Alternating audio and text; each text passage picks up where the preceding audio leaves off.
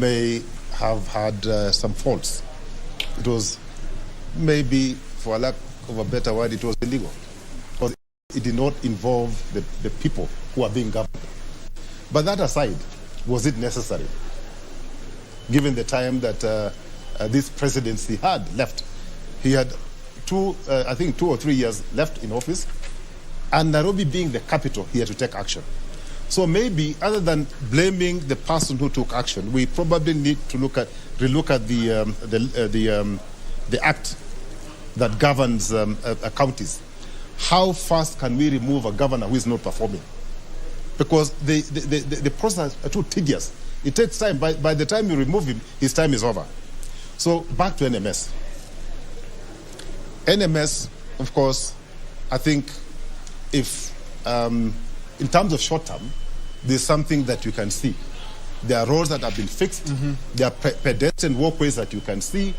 There are hospitals, dispensaries, which have been built, but I'm told there's no medicine, but at least there's something. So they've done something. But I can tell you, from where I sit, they could have done much given the resources that have been deployed to NMS. Okay, and that's why I'll interrupt you because I'm told we have an update we need to give, but I'll come back to you as we dig deeper into those 4 functions that were allocated to the NMS: health, transport, public works and planning, as well, and development services. But first things first, we continue to, and of course my colleagues are across this campus here at the Catholic University of Eastern Africa, really trying to get you updates as and when we have them. Let's now hear from Leila Mohammed and Francis Gashuri as more candidates continue to stream in. Leila and Gashuri? Thank you very much, Waihiga. Indeed, the hour is nigh. In the next 30 minutes or so, we are expecting the main event to begin proper. Quite a convincing panel that you have there, and they're articulating matters to the 2.5 million registered voters in this county of Nairobi. Many have spoken about unemployment. The cost of unga for them, Gashuri, is very critical to them. Water, transport for this area, and insecurity are some of the very few basic things that Nairobians are looking for. Currently, we are aware that 3 of our invited guests are here, Gashuri. Maybe you can take us through a run of who these individuals are. And we also have our other crew members who are in this expansive campus that is Kwea this afternoon. Absolutely. And just before I go there, Leila, it is important to point out that Nairobi, just as a critical county as it is, home to millions of Kenyans, 4-point-something million of them, 2.5 million of them registered as voters. Some of the critical issues they will be looking out to when they are deciding who will be the next governor of Nairobi County include basic issues like economy, the county's economy, cost of living, infrastructure, transport, water, sewerage, such facilities, such services. Remember, quite a number of these functions are also devolved, but much as they are devolved, remember there is the relationship between the national government and the county government. Nairobi County, Leila, receives their biggest chunk of the devolved resources every financial year. So you're also looking at a person who can be able to manage the resources that will be allocated to county government of Nairobi. And not just the county government of Nairobi, but also the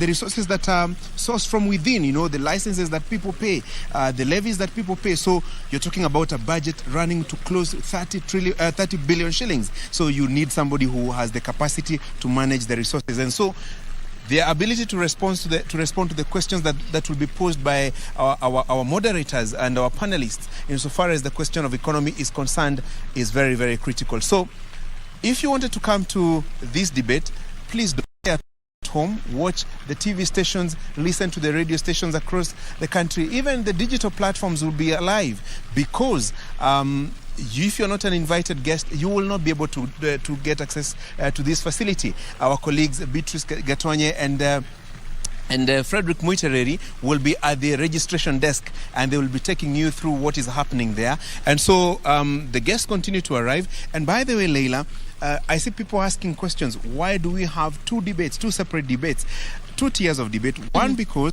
the there's a series of opinion polls that were conducted, and those who got 5% and above will participate in the first tier of debate, and those who got less than 5% will participate in the second tier of debate. So the second tier of debate will begin at 5:30 p.m. up to 7 p.m. and the first tier will the second tier of debate of debaters will have their time between 5:30 and 7 p.m.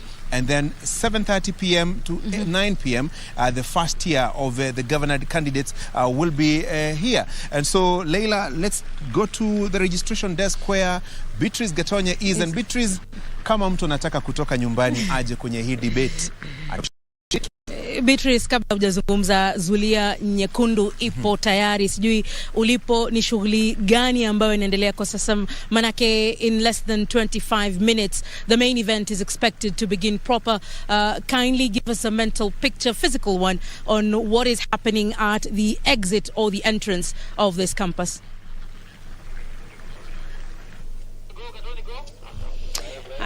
Asante sana mtazamaji, kama jinsi ambavyo umekuwa ukitazama, huu ni mjadala mkubwa kabisa wa wawaniaji kiti cha ugavana katika kaunti ya Nairobi. 9 wanawake pamoja na wanaume ambao wangependa kuiongoza kaunti hii kuanzia tarehe 9 mwezi Agosti mwaka 2022, yani mwezi ujao, na tunazungumzia siku 28 kutoka sasa.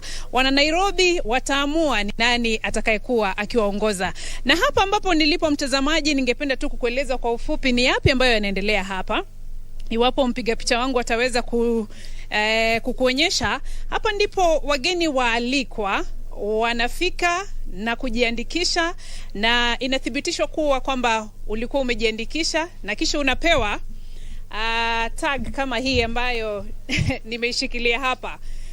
Hii yangu imeandikwa The Presidential Debate 2022 Nairobi Governor Debate, alafu kisha jina langu na ninafanya nini hapa. Mtazamaji, kama ambavyo umeona kwamba hiyo ndio tag ambayo unapatiwa utakapofika mahali hapa. Iwapo uko nyumbani na ulikuwa unafikiria kwamba kufanya sasa hivi, wacha nikimbie kule Kwea mimi nijionee moja kwa moja, hautaruhusiwa kufanya hivyo iwapo hauko umejiandikisha kupitia mtandao na kisha uweze kufika mahali hapa. Kila mgeni ambaye anafika katika eneo hili ili kuweza kuhudhuria mjadala huu wa wawaniaji ugavana hapa katika kaunti ya Nairobi hawataruhusiwa kufika hapa iwapo hawatapitia katika eneo hili ambapo wanathibitishwa kwamba wao ndio wageni waalikwa, na baada ya kuthibitishwa wanapewa kadi kama hii hapa, unaiweka kwenye shingo lako ili usiwe na hali ya utata na wale ambao wanatuwekea usalama katika eneo hili. Na mtazamaji, hapa ni eneo la kuthibitishwa kwamba wewe ni mgeni ambaye ulikuwa umealikwa na kabisa umefika, na ukisha baada ya hapa unaelekezwa hadi eneo ambalo unastahili kuwa, na huo ndio katika eneo ambalo mjadala wa siku ya leo utakuwa ukifanyika, ukumbi wa hapa Kwea. Na mtazamaji, ningependa kukuelekeza upande ule mwingine ili uweze kupata picha kamili ya jinsi mambo yalivyo hapa jioni ya leo, kwani wageni wetu na hasa wale wawaniaji kiti cha ugavana watakapofika, kuna eneo maalum ambalo wametengewa.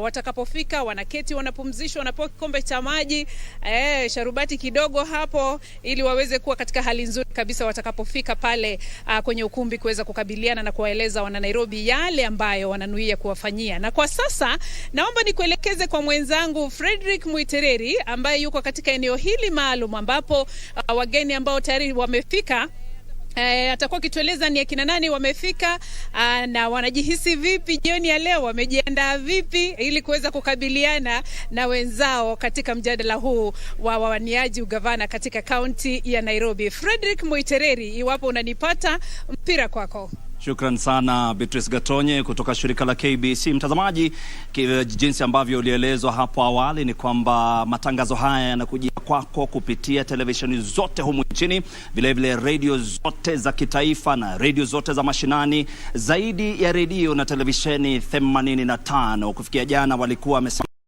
watakuwa kipeperusha matangazo haya, na kwa vile vile kuna wale kwenye mitandao ya kijamii vile vile tuko pale. Kwa hivyo mtazamaji, tunashukuru sana wewe ambao umetuenzi na kuendelea kutazama televisheni yako ambao unaipenda sana. Mimi Frederick Muitereri kutoka kituo kinachokuwa kwa kasi zaidi humu nchini TV47. Hapa mahali ambapo nilipo mtazamaji ni mahali ambapo ni muhimu sana. Ni kituo cha kwanza wanapofika kutoka pale ambapo Beatrice Gatonye yupo, wanafika hapa, wanakuja hapa, wanapewa mankuli kidogo, kitu kidogo, unaona zuria tu, ni tamu sana ile ambayo iko mahali hapa. Wageni waheshimiwa ambao tulikuwa tunasubiria wako mahali hapa, nitakuwa nikisemezana nao baadaye. Mtazamaji, tu nikueleze, tutakuwa tukipiga kura kama mpiga picha wangu atakuonyesha, tutakuwa tukipiga kura baadaye tu ili kukuonyesha mtazamaji wetu. Hivi ndivyo tutakuwa tumesimama hapa, lakini baadaye muda wa dakika kama 20 hivi ama 10 hivi kutoka sasa.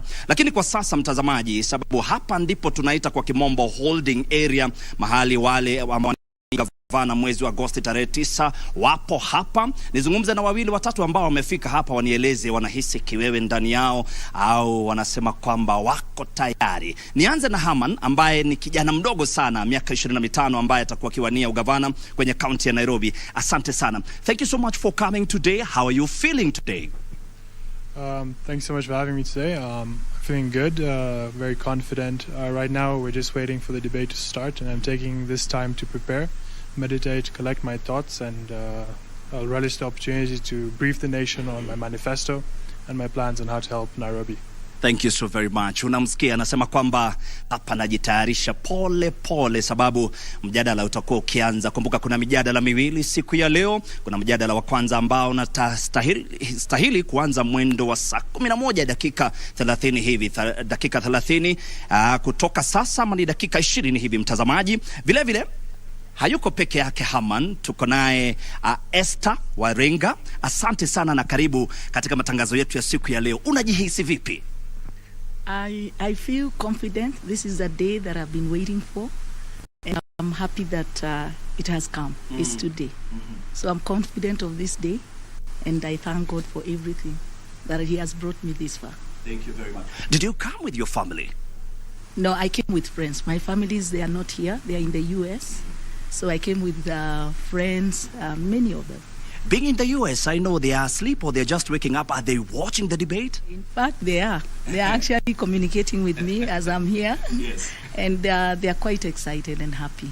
Very well. Yes. Asante sana mtazamaji, ni wale ambao tu wamefika kwa hivi sasa na kuonyesha tu picha mahali ambako wanakuja, wanastarehe kidogo, wapumzishe, ndio isiwe wakifika pale mbele wanakiwewe. Niende kwa yule mwingine bwana Nyamwamu ambaye ashafika hapa, atueleze naye anahisi vipi siku hii ya leo. How are you feeling today about the debate? Pretty good actually. We've been campaigning in the ground very hard. Drumming up support, so we are ready to sell our manifesto so as to speak to the broader audience using television. So I'm really excited about that. Thank you very much. Asante sana mtazamaji. Alikuwa mtu wa kwanza au mwaniaji wa kwanza ambaye alifika mahali hapa, kwa hivyo yuko tayari, anasema kuhakikisha kwamba wale wakazi wa mji wa Nairobi wanamsikiza siku ya leo. Na wewe mtazamaji ukiwa hapa jijini Nairobi namsikiza, na uweze ikiwa utampa kura zako. Kutoka hapa nitakuwa nikirejea baadaye ili kupiga kura hiyo ambayo nimekueleza. Hapa tutakuwa na wawaniaji 7 kwenye kipute cha kwanza, kisha kipute cha pili nitakuwa nikikueleza. Kwa sasa nimpe Wahiga Mwaura aendeleze matangazo yetu. Shukran sana Frederick Mutiriri. Tunaomba uendelee kutupasha wengine wakiingia tafadhali. And of course we'll continue to give you more updates. We know that when there's quorum there, a ballot process will take place to allow the respective candidates to go through this process. A very important one because it determines where they'll stand on that stage. All 7 candidates, it's not randomly chosen. Rather, the ballot will determine where they'll stand, the speaking order, they make their first or opening statements, and as they make their closing statements as well. And I know that will be happening shortly. We were shown a glimpse of that as our Frederick Mutiriri continued to speak to the various candidates that have already arrived. Kenneth Nyamwamu was the first to arrive, vying on a United Progressive Alliance party ticket. The history we could get of he's a data analyst, also has been, I believe, a registered nurse and worked overseas at some time. We also had Esther Warenga Thairo, an independent candidate. She's the CEO of a property company. And of course, Harman Singh Singh Grewal of the Safina Party. He's a legal brand developer, helps law firms to develop their brand. He also has some sort of ICT expertise. He's also an athlete who I'm told vied or competed for Kenya in the 2019 Kabaddi World Cup. We are expecting Agnes Kagure, an independent candidate. She's an insurance executive and a businesswoman. Dennis Cole of the Liberal Democratic Party, a journalist, and has also been a diplomat to the African Union. Nancy Mwadime, who's also in the real estate sector under Usawa kwa Wote party ticket. Cleophas Kio, Ford Kenya, formerly the ICT director at the Kenya National Bureau of Statistics. Those are 7 names, and those 7 are the ones expected for that first debate that actually kicks off in the next 20 minutes or so. The clock is ticking. Debate day now almost turning into debate evening, even as we get closer and closer to that 5:30 p.m. start. But we were talking briefly matters NMS, and of course also reflecting on some of those statements made by those candidates, even as they give their expectations. You can see a measure of they're expressing confidence, but one can imagine an anxiety that comes upon you as the moment gets closer and closer for you to address the nation. Philip, you said you organized the first one was NCBDA. NCBDA. You are an organizer though for that one. Yes. Yes. And what came out of it? I mean, it was you people are built on what we started, and that's why I say that I also believe in debates, because when we started there was no interest. The interest level was very low. But I'm happy now, out of, I think, 7 or 9 candidates on this race have offered themselves, and they're here. So the interest level is growing. And like the other panelists said, that, I mean, who knows? 5, 10 years from today, these debates will mean a lot. Correct. They will mean a lot. Because then people start looking at issues and not short-term gain. But for the time being, for another maybe 5 or 10 years, short-term gain is what is really selling the candidates. And when we were offline, I was talking to Prof, and he said, yeah, I mean, he agrees, but maybe he may not want to say it on air. But money, I'm telling you, an online version and an offline version. Let us get back to NMS. You had asked whether they have done well. I've said, of course, they have done well, considering where they took the county from. Would you have better have the governor who was elected, who probably was not doing a very good job, or rather have NMS who have done something? But I can tell you, no, I mean, you can shake your head. This is a reality. You're shake referring to Waziri, not me. No, let my sister shake her head very hard. But that's the reality. Because it's about results. And if you're not getting results, are you going to waste your time with this character who's not producing the desired results? Because if you do waste your time, the blame will shift to you. And in this case, the blame was going to shift to one Uhuru Muigai Kenyatta, who gave us Mike Sonko. Okay? Now, NMS. Where could NMS have done better? We have the new plan, Nairobi Integrated Urban Development Master Plan. Okay? It's very simple. This is a document that was produced by Nairobians. I have not seen them make reference to this plan. If they were making reference to this plan, we would not have seen the green terminus where it is. My brother is a planner. How can you say you want to decongest CBD and smack into CBD you bring a terminus with, I think, 1,000 vehicles per day?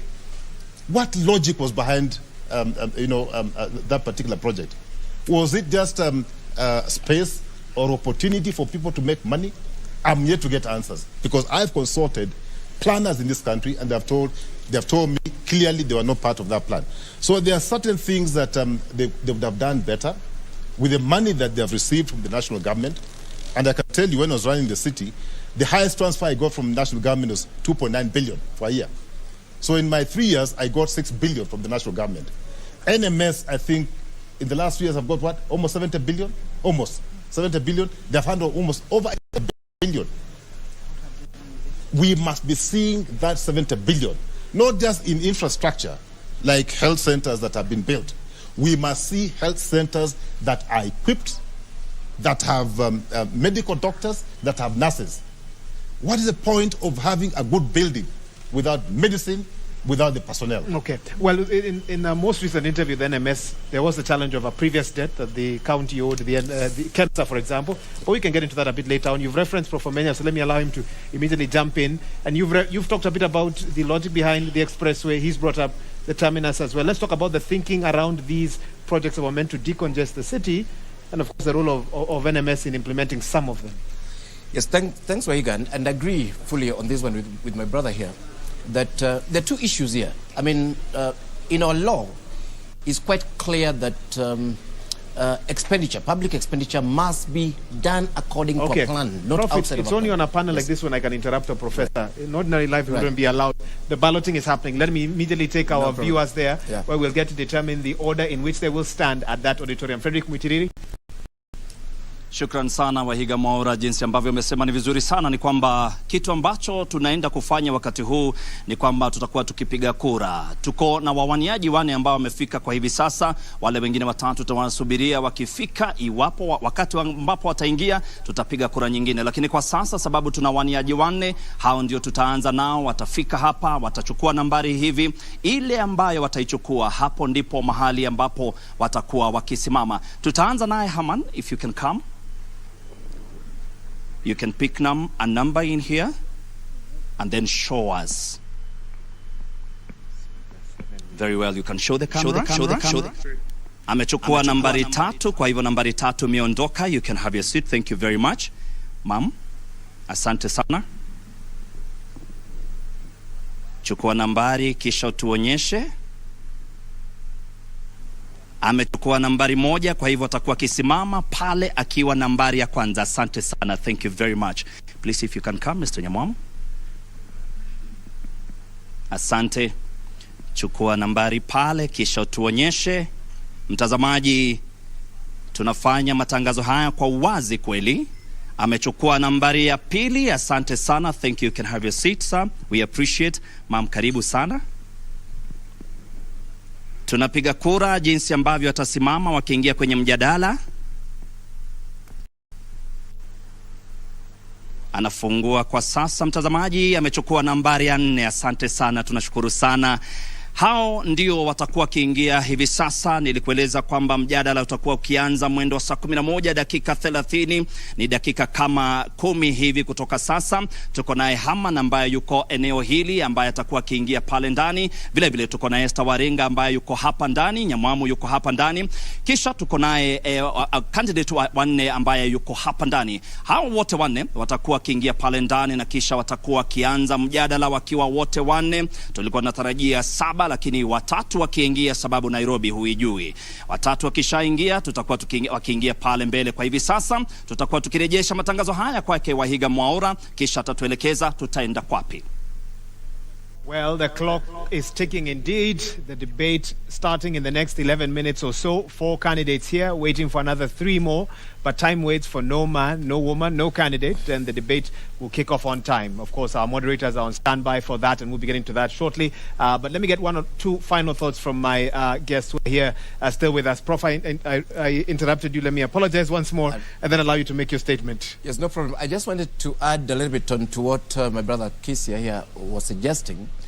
If you look at our law, the Public Finance Management Act, County Government Act, Urban Areas and Cities Act, and others, the law is clear that expenditure must happen according to a plan, and planning has to be integrated. And planning is participatory, so it's meant to be a mechanism of accountability. So I know that people were saying NMS built an hospital or built a road. The question is, what plan were they implementing? Were they implementing the county integrated plan? Were they implementing an annual development plan from the county assembly and so on? Because the way that was structured was that the participatory space was left for MCAs and with no budget. And then meanwhile, I mean, you had NMS that was doing things. I think as Kenyans, we need to really think why we have the systems and the laws the way we have them. Particularly on the matter of accountability, not just through the systems that we have, but also accountability to the population. I don't care if you gave me a good dictator who's roads and so on. Who told them I need a road? That's the question I'll ask. And again, it goes back to what I was saying there, that this is a city without citizens. We are not treated as citizens of this city. Nobody listens to us. Badi and his people wake up in the morning and create those ridiculous things that Philip was talking about. And now they're talking about, they're even trying to connect expressway to the CBD that will actually be adding insult to injury. I had somebody from national government saying they forgot to put that one. I mean, it's stupidity. And meanwhile, we have a new plan that actually spells out how the transport system within the city should actually function. All you need to do is to get somebody with a small brain to implement those plans. But what we actually have is an autocratic that, as far as I'm concerned, has no place in the spirit and the letter of the Constitution of this country. Philip Kisia, in one sentence, because I know Karen needs to speak, Prof. Dota needs to speak. Technocrats don't listen to politicians, or politicians don't listen to technocrats? I think... what do you say in one sentence? In most cases, politicians don't listen to technocrats. Very unfortunate. Very unfortunate. Prof. Dota, come in and weigh in on this NMS discussion. You are reading even as the tenure of NMS should be coming to an end. I think several things about NMS. The NMS problem did not start with NMS. The NMS problem started in 2017. And that's why for me this debate and the elections are critical. When you elect trouble, trouble follows you throughout your entire period. And unfortunately, trouble followed Nairobi throughout the entire period, because when we were electing in 2017, we were electing trouble. And I think that's the reality. Well, the man that was elected says he got in trouble for corruption. That is his defense, that the cartels ganged up against him. He's actually looking for a seat in another county as we speak. And may even win. But everybody has a defense. Even the devil must get a defense. But the reality, two things. One is that the transfer of functions to an NMS is actually contemplated in the Constitution. The Constitution contemplates that there may be a situation where the county government fails, and therefore you need to transfer functions. So the transfer itself is not unconstitutional. What is unconstitutional, what is problematic, is the manner in which it was done. The manner in which it was done has demonstrated the troubles you see in Green Park. That eventually, if you look at NMS performance in terms of the hardware, they've actually delivered in terms of hardware. And I think on that, Philip is right. In terms of the software, we have suffered. And the Constitution recognizes that you don't need one and not the other. You need both. So when you assess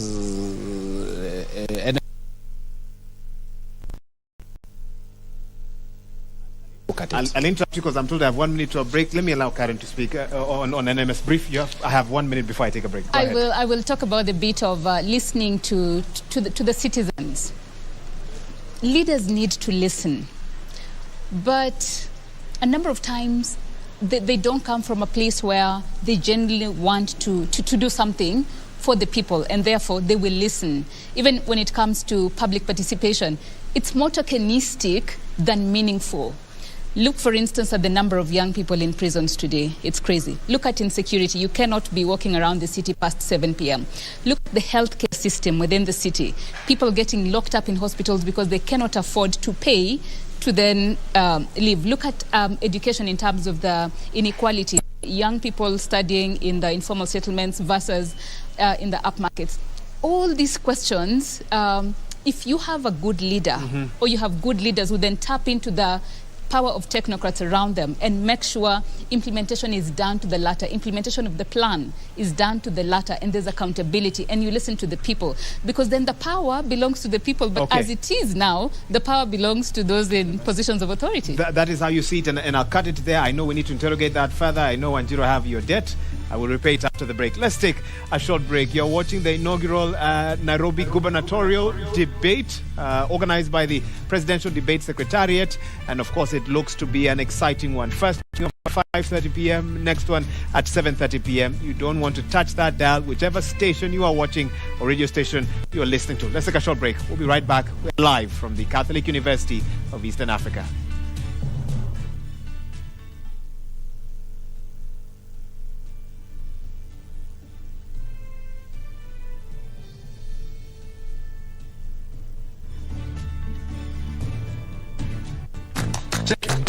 Let's talk about banking.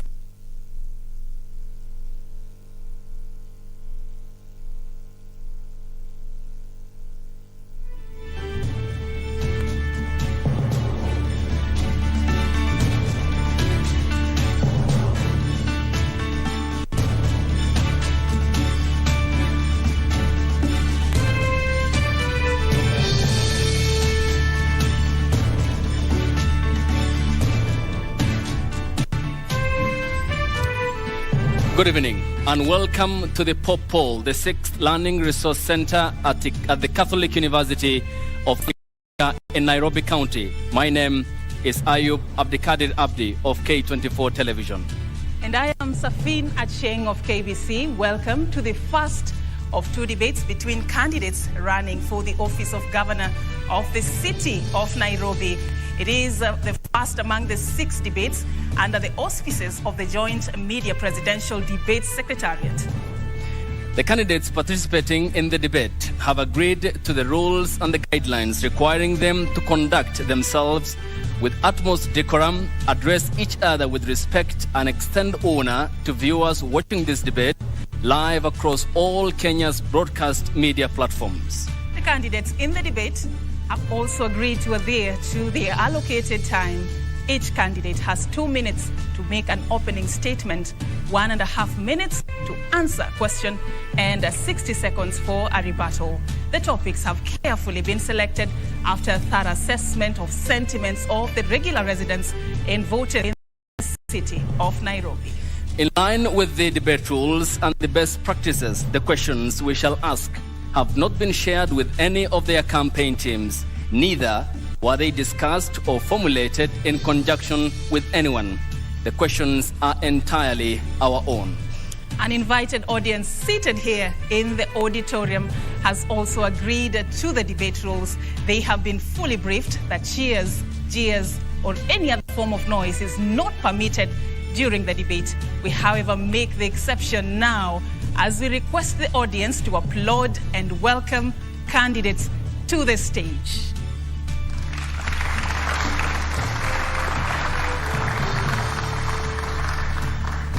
And we begin with the first candidate who will take the first podium in this debate. I call on to the stage Esther Waringa Thairo, an independent candidate. You can give them a round of applause.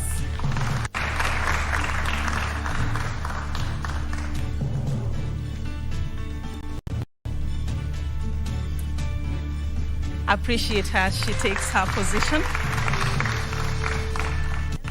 And the second candidate we're going to be engaging tonight is Kenneth Nyamwamu of the United Progressive Alliance Party. Let's appreciate him.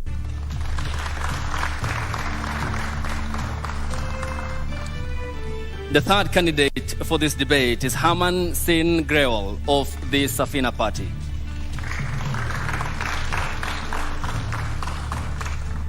Also with us tonight, we have Nancy Mwadime. Nancy is running for the gubernatorial race under the Usawa Kwa Wote Party.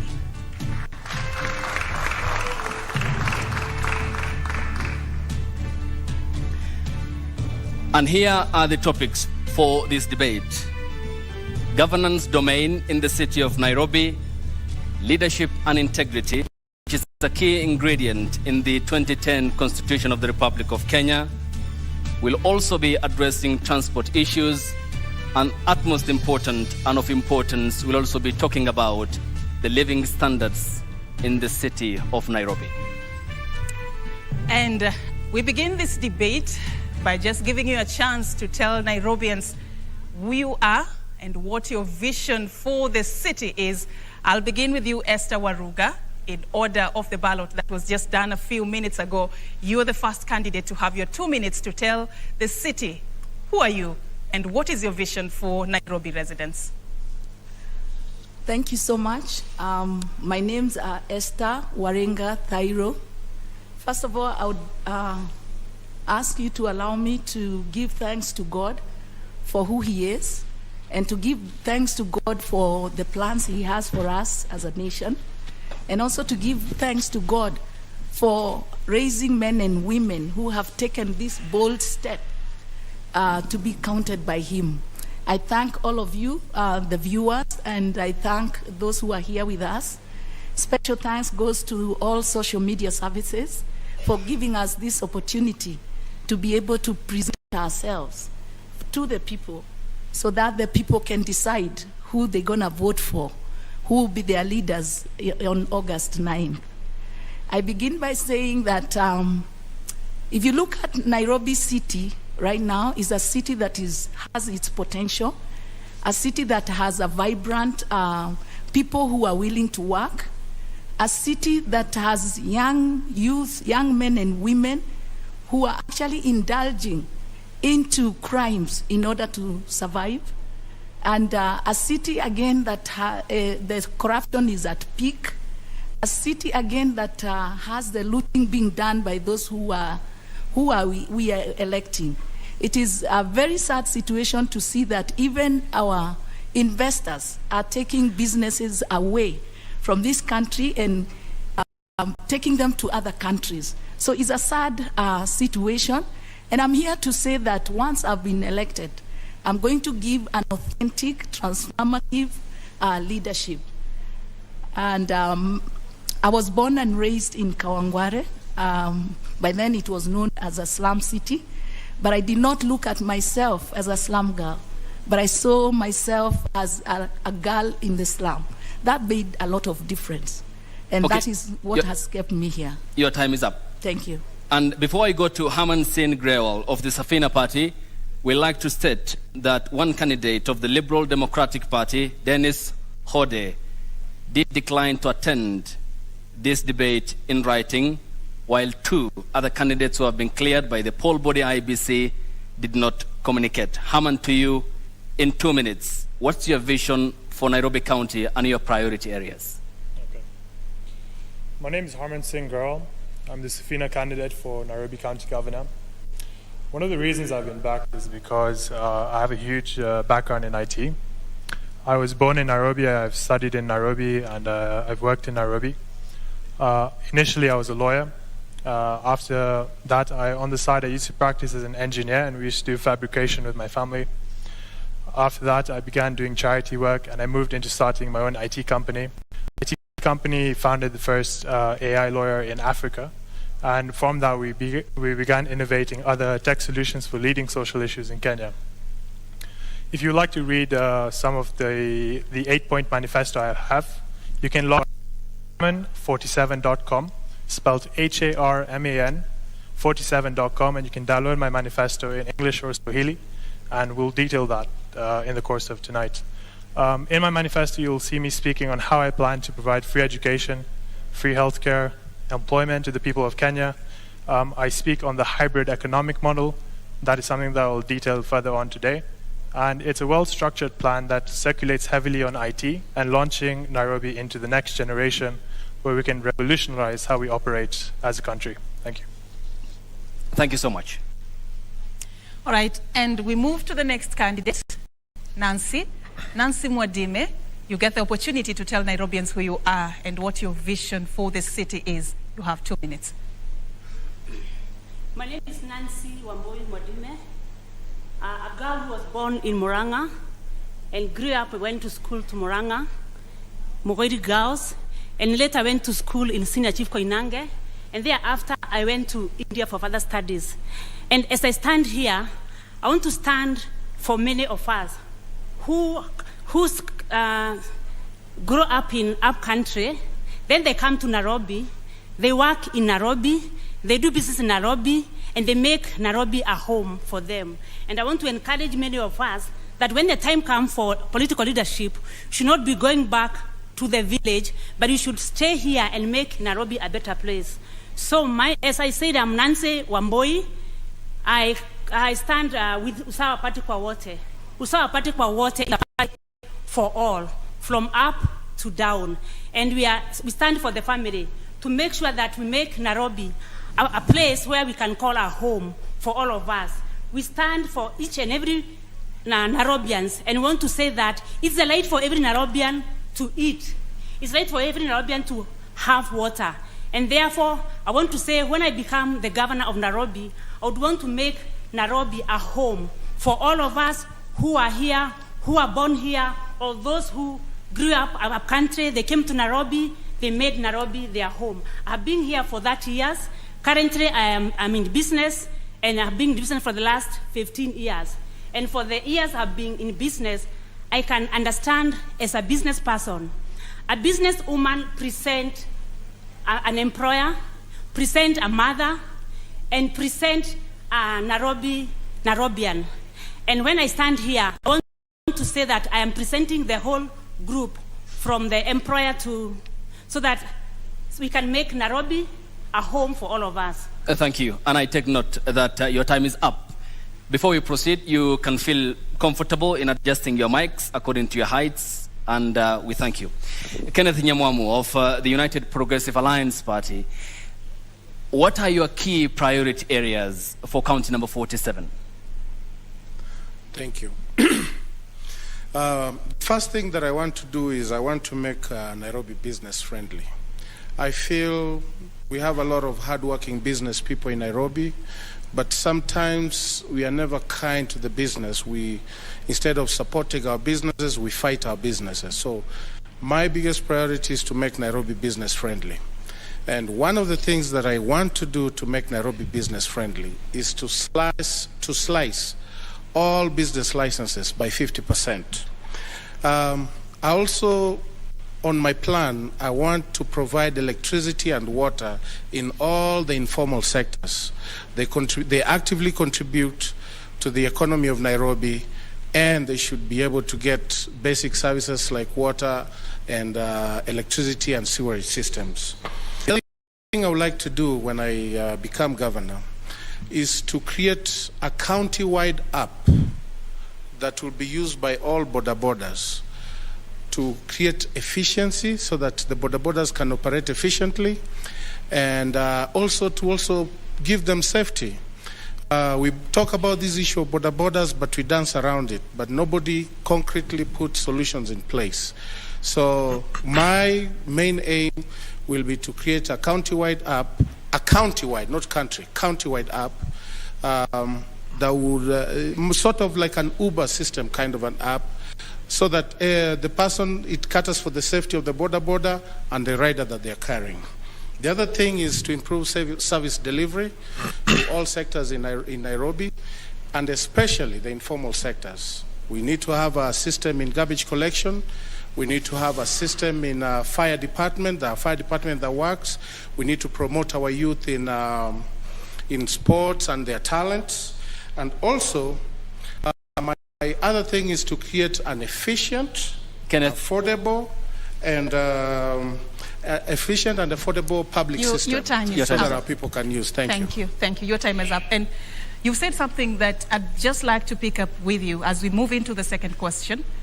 Do you know that in the last financial year, Nairobi's own source revenue was 10 billion shillings? This is against a target of 16.5 billion shillings. Yes. How do you seek to bridge the gap of 6 billion shillings if one of your priorities is to slash the business licenses fees by up to 50%? So, the argument behind that is when people start businesses in Nairobi, number one, the average life of a business in Nairobi is 3.5 years, which is very sad. Two, when they start a business, they pay all their licenses up front because they have to pay licenses before they start the business. But after that, nobody is able to renew because the rent is very high. The cost of doing business is very high. So you get that a lot of people are not really paying business licenses.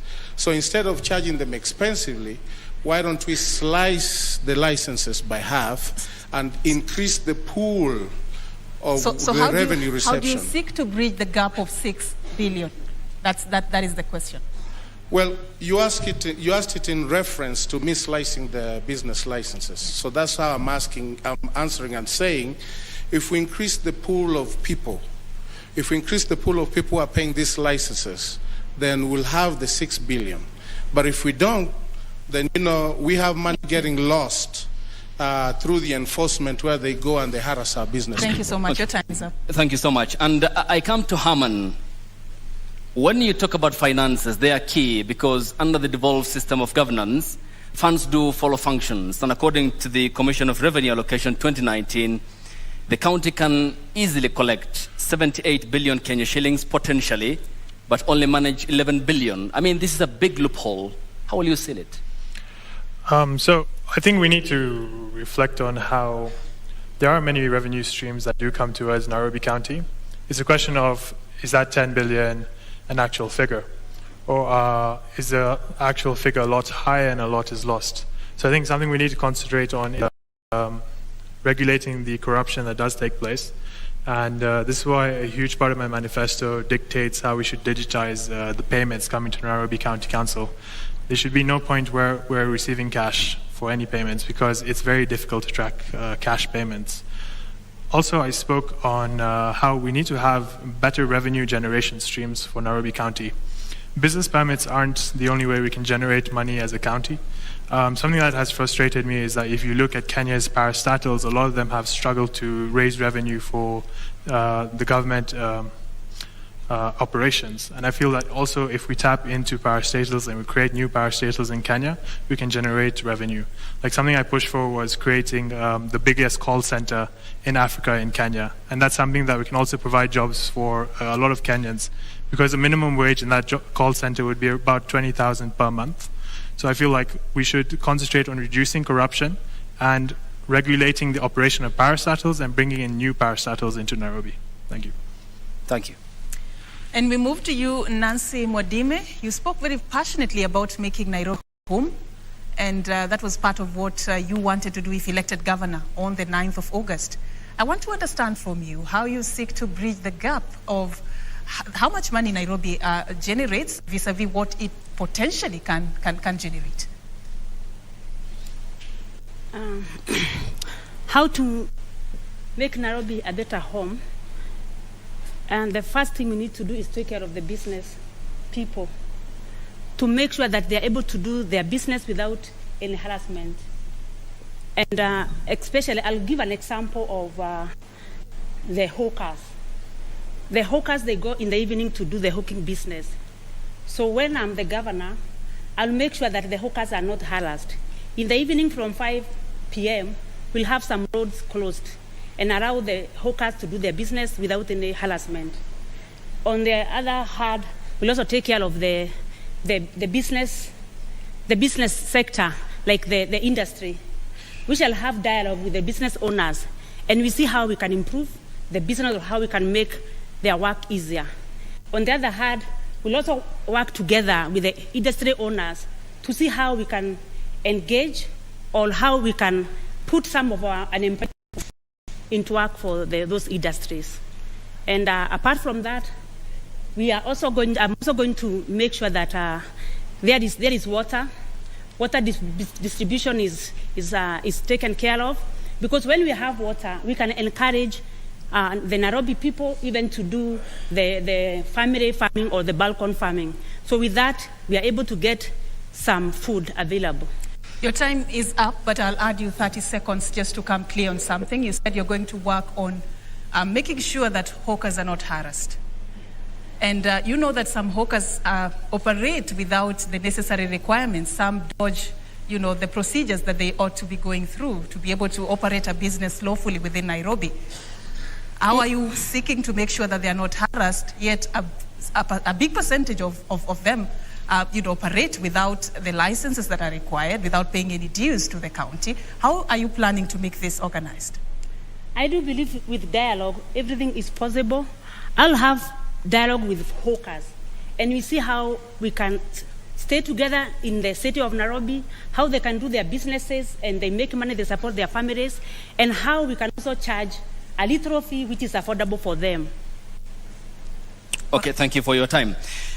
I come to you, Esther Waringa Thairo. On governance, it has underneath a lot of thematic areas, and the question of corruption comes up when you mention money in the city of Nairobi, and it seems endemic. What will be your approach?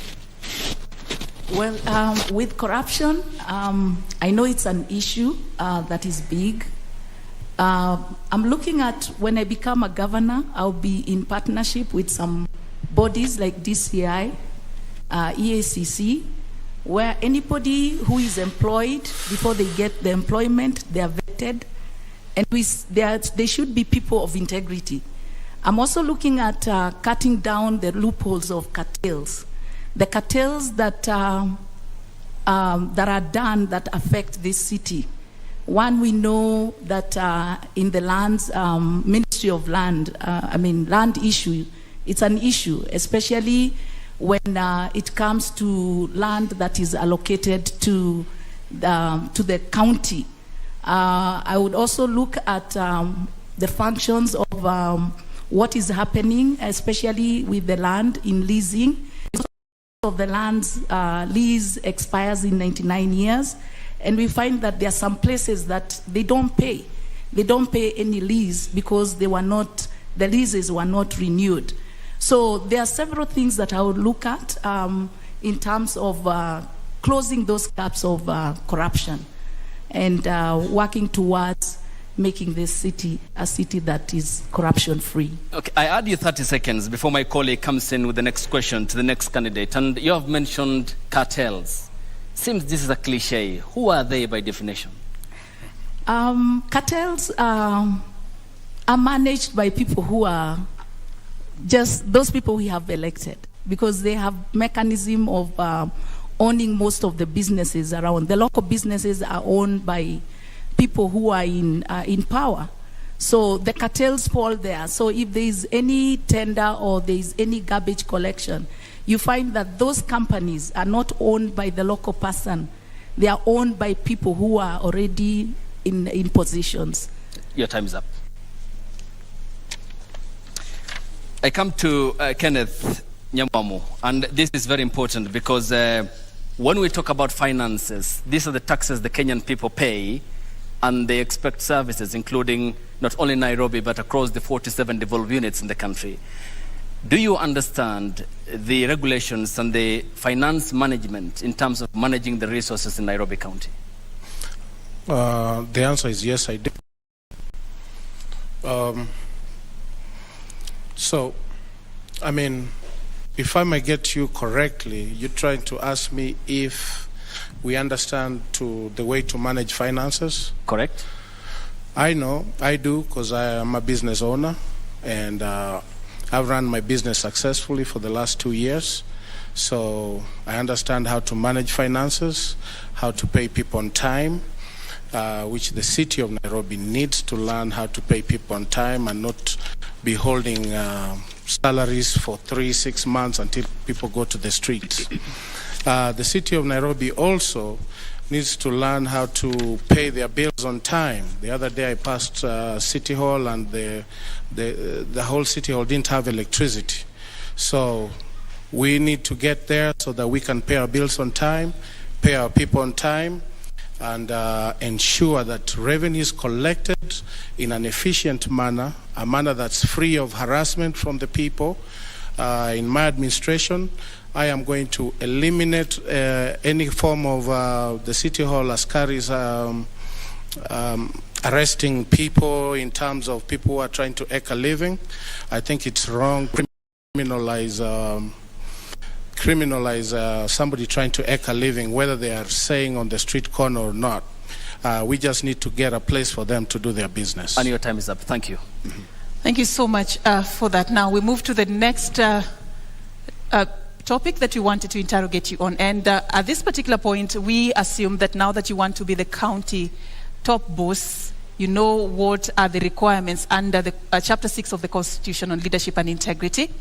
Most of you, in your opening remarks, and even while responding to the questions we've asked you, have really talked very passionately about fighting corruption. I'd like to start with you, Esther. Just tell me a bit about the how you're going to approach the war against corruption in Nairobi County. Well, first of all, I'll look at distribution of resources. People have to give a budget on how they're going to spend the money. I'm also going to look at the tender awarding. It should be something that should be open and transparent, where you gazette every project that is going to be undertaken by the county government, and communicate through the social media. Also give a feedback on who has been awarded, how much the project is going to be, and at what duration are they expected to finish the job. Because you find that most projects that are given out, we spend so much money and yet the projects are never finished. So that is a big loophole on curbing down the corruption. So that is what I would look at in terms of that. And your time is up. Thank you very much. Okay. Haman Sin Grewal, I come to you. As a Safina Party member, the question of corruption has been a hallmark in this city. And when we look at the single, for example, business permits, the deficit is 912,362,049 shillings, nearly a billion Kenya shillings. What's your approach in terms of addressing this deficit, which is only 64% of the required 100%? Mm-hmm. Okay. So, in terms of corruption and also the business permits, I cannot stress the value of IT. Because IT allows us to track everything that we're required to. Whether it comes to movement of finance, whether it comes to business permits, we can use geo mapping using Google Maps, and we can track businesses that are currently operating in different areas based on traction and M-Pesa movement. And we can understand that there's a business operating there. But that comes down to investigation. Also, another point I wanted to bring in is if I'm dealing with corruption, I've seen a lot of people are stressed out by KRA investigators. Mm-hmm. Why are KRA investigators not also the investigators for corruption in Kenya? So I feel that as Nairobi governor, I will digitize a lot of operation in terms of tracking, investigation, and further I will bring in the investigative abilities of KRA into my office. Thank you. Okay. How do you coordinate then with the Kenya Revenue Authority, which is the mandated national body, the taxman, yet you have a financial autonomy as a devolved unit in the event the people of Nairobi give you that mandate? Where is the striking of the balance between the Revenue Authority, as you have mentioned, and the county finances in terms of the collection of the revenue? Okay. So the question is based on bringing in KRA investigators in, right? So as a country, we're collaborative. We're one unit. Granted, we have devolution that did take place where we separated the powers of operation. We can still collaborate with different organizations. What we can do is simply have a recruiting process where we can have employees also be transferred from KRA to the Nairobi County to investigate corruption and operation of the state. So that's one of the ideas I had in mind. Also, we don't have to entirely transfer them. Something we can also do is simply borrow them occasionally to conduct certain investigations, to also have proper auditing of operation. So I feel like we have a very skilled workforce in Kenya, whether they're in KRA or they work as accountants in the private organizations. Through collaboration, we can bring together all these brilliant minds and solve the problems we're currently dealing with together as a nation. Thank you. Mr. Nyamwamu. Yes. Corruption has been something that has tainted the image of Nairobi County, which many see as something that should be the city under the sun. That is how, ideally, that is the space that Nairobi should be occupying. But that is not the case, partially because of issues such as corruption. As you seek this mandate, what loopholes have you identified, and how do you seek to seal? First things first, I think we are not serious in our fight against corruption. That's how I feel. We have the EACC, we have the DCI, we have this body, that body, but still money gets lost. The solution is not to form another body. In fact, I agree. In fact, I would like for Wajakoya to be president so that we can hang every one of these people. Because we just dance around this issue, nobody gets held accountable. We have a gubernatorial candidate that has been cleared with fake papers, and we just dance around this issue. So how do we expect to fight corruption when we don't do anything about it? For me, the solution is to go the Wajakoya way. If you are corrupt, we send you to the gallows. Next man up. You are corrupt, go to the gallows. I think that's the only way with it. You've talked about a case that is yet to be determined, but I'd let that go because that case is yet to be concluded. Yeah, but we dance around these issues. See, that's the thing, that's the problem. And I also don't see how that relates with the issue of we just dance around corruption. These issues. The EBC or the IEBC said they don't have the mandate. Yet, they send me home because I had a foreign certificate. That guy in a commission that wrote for him his certificate, he couldn't look at my own certificate until he had seen my high school certificate. There is no correlation between a high school certificate and a graduate certificate. but he couldn't look at mine. Yet we have a gubernatorial candidate who has been cleared by the same commission. So anyway, the issue I'm saying is we dance around this issue of corruption, but nobody wants to take affirmative action. I just want to stay on that matter for a bit before we move. So you mean as governor you will be helpless just because institutions are not working? So you cannot do anything to fight corruption? That is what you're saying tonight? No, that's not what I'm saying. As governor, I'll do my part. What will you do? That was the question. I will not appoint anybody in my government who has been implicated or who has a case pending or who has been alleged been implicated in a corruption scandal. If you don't do that, people are just going to go to court because the mantra is you are innocent until proven guilty, and then they just dance around that issue and that issue is not solved. So on my part, I will not appoint anybody who's tainted. I will only work with people with clean hands. Let the EACC dance until the day they decide to work. Okay. Thank you. Ms. Nancy Wambui Mwadime, what then will be your approach in effectively sealing the loopholes of financial malfeasance in Nairobi County? My approach is that when I get sorry to cut. Just you can adjust your microphone at your place of comfort. Feel free. Yes, go ahead. Yeah, the approach I want to give is that in the county government management, I am going to work with every place in Nairobi. Like in Nairobi, we have the Somalis, we have the Indians, we have even the white people who are citizens of Kenya, and they are also in Nairobi. So in my county government, I'm going to include everyone in the management so that we're able to seal the loophole even whereby corruption come through. Because corruption cases, it's done by not one person, but two people who come together and agree. So when you put every lace in the management, we are able not to agree on the long things, especially the corruption. And as I would want to say is that myself, I'm not corrupt, and therefore anyone who will work under me. Your time is up.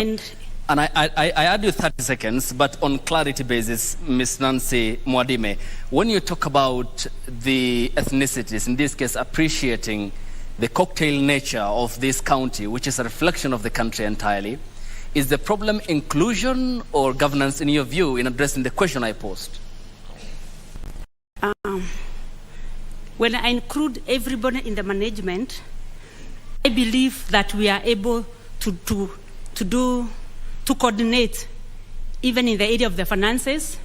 We are getting all the revenue coming in the county government. Is it about the color of your skin or about your character? No, it's not about corruption. the color. So why talk about race? Why talk about including all the people in your management? It's not about the race. It's saying that Nairobi, we all of us, we are Nairobians, Indians, white people. I think if I'm not wrong, I'm not seeing white people in the county government, and we have them as citizens. So that's what I'm trying to say, that in my government, I'll have a good number of white people, a good number of Indians, a good number of and all of us together. Is their absence the reason why we have huge corruption cases at the Kenya's capital? The absence of certain races in the management of the county, the reason why corruption still exists in Nairobi?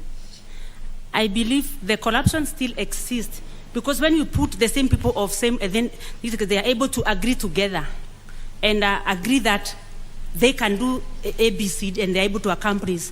But when... Thank you for your time. And when we get back from this break, the debate continues, and we thank you for your time and responding to the questions and also the thematic areas that are yet to be exhausted, and will continue after the break. The debate continues.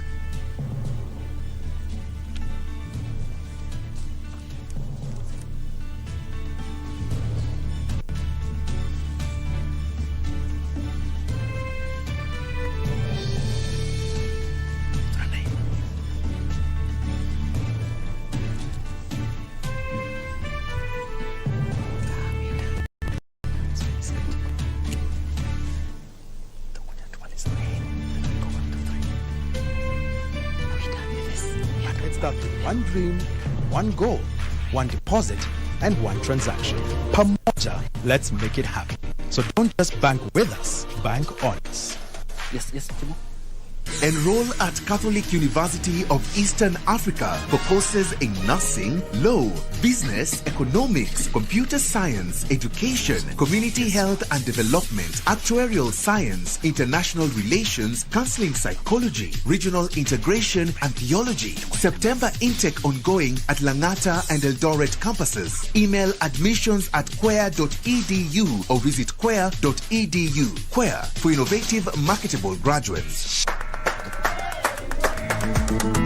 I think the most important quality of a leader is wisdom, so that the decisions that are being made now, he knows how, it's like a chess player who sees ahead. Unajua wakati ambapo mlipa ushuru analipa ushuru wake, anataka aone angalau kazi ya pesa yake ambayo anailipia.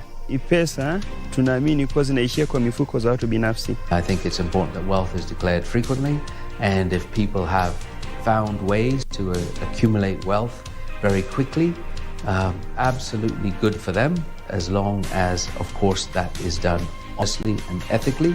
We need leaders who are well educated to understand the challenges that we face in the modern world. Kwa mfano, mtu mwenye amesomea ukandarasi wa barabara, mkiwa na kiongozi ambaye amesomea hiyo taaluma, una uhakika kwamba barabara za eneo lako zitakuwa zina usimamizi mzuri.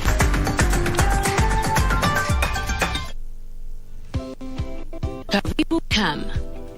By offering market linkages, networking opportunities, and technical assistance, Kenya Association of Manufacturers assists its members to grow and scale up their businesses. Join us and let's work together to grow the manufacturing sector. Becoming a CAM member is as easy as 1, 2, 3.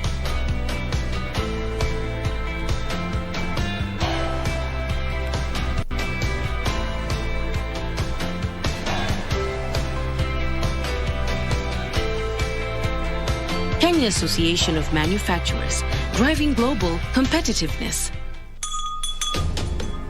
What is a secondary school in Kenya?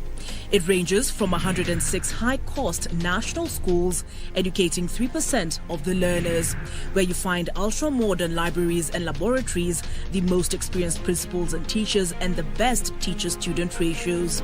Then we have 7,019, some barely established, understaffed, lacking basic facilities, sub-county schools, educating over 60% of learners. Given that KCSE is the most consequential examination in our education system, isn't it fair that we level the ground for all learners to excel by narrowing the capacity gaps between the worst and best schools to deliver quality education? Usawa agenda calls for a sub-county schools upgrading program and a change from the capitation model to enable small schools to grow. Without these, SDG 4 is a false promise to most Kenyan children.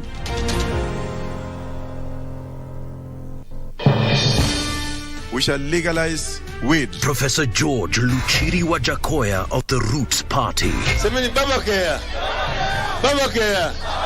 Raila Amolo Odinga of the Azimio la Umoja One Kenya Party. Unajua mimi sina pesa ya serikali ama ya kashfa. David Mwaure Wahiga of the Agano Party. And tunasema kazi ni nini? William Samoei Ruto of the Kenya Kwanza Alliance. Presidential Debate 2022. Do not adjust your sets. Agnes Kagure, Independent. Cleophas Kiyo, Ford K. Dennis Kothe, LDP. Esther Thairu, Independent. Herman Growell, Safina. Johnson Sakaja, UDA. Kenneth Nyamwamu, UPA. Nancy Mwadime, Usawa kwa Wote. Polycarp Igathe, Jubilee.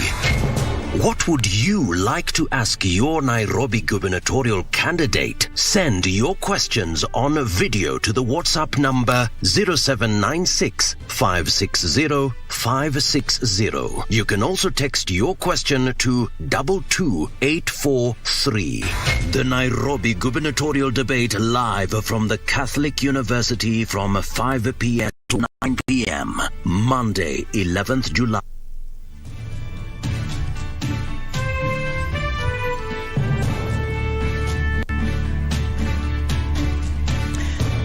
Welcome back. You're watching the Nairobi gubernatorial debate live, coming to you from the Catholic University of Eastern Africa in the county of Nairobi. And we are with Esther Waringa Thairo, who is an independent candidate seeking the top job in the county.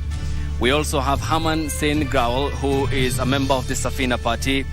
We also have Kenneth Nyamwamo, who is a member of the United Progressive Alliance Party, and Nancy Wamboi Mwadime.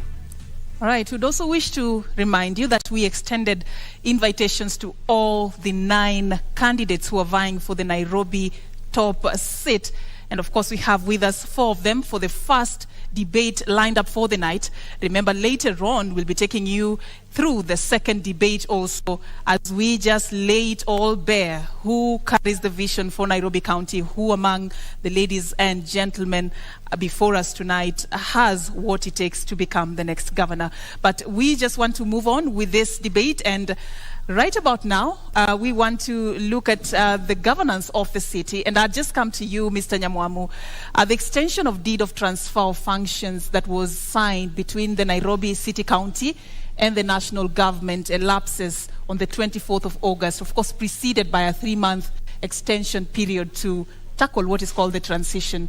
If elected governor, how do you plan on handling this transition?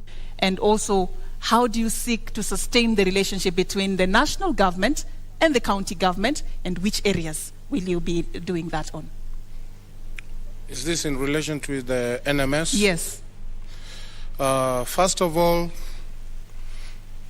we shouldn't be having NMS running Nairobi County to begin with. That's not how our democracy was set up. We're supposed to be ruled. It's supposed to be by the people. It's the people supposed to decide. They elect somebody, and that person runs. They give the person the mandate to run the county. Now we have NMS, and my hope is when I get in, we'll have a transition for them to. We'll have a lay down transition for them to exit, and let the Nairobi County be run by the elected officials. It had a lot to do with the previous governor, but now when we get in, we are making sure that the NMS will hand over the function to the county government so that it's run by the duly elected officials. That's how our democracy is set up, and that's how we are going to work. Your time is up, but I'll add you 30 seconds. Nairobi is Kenya's capital. Yes. And also it is like the headquarters. Yes.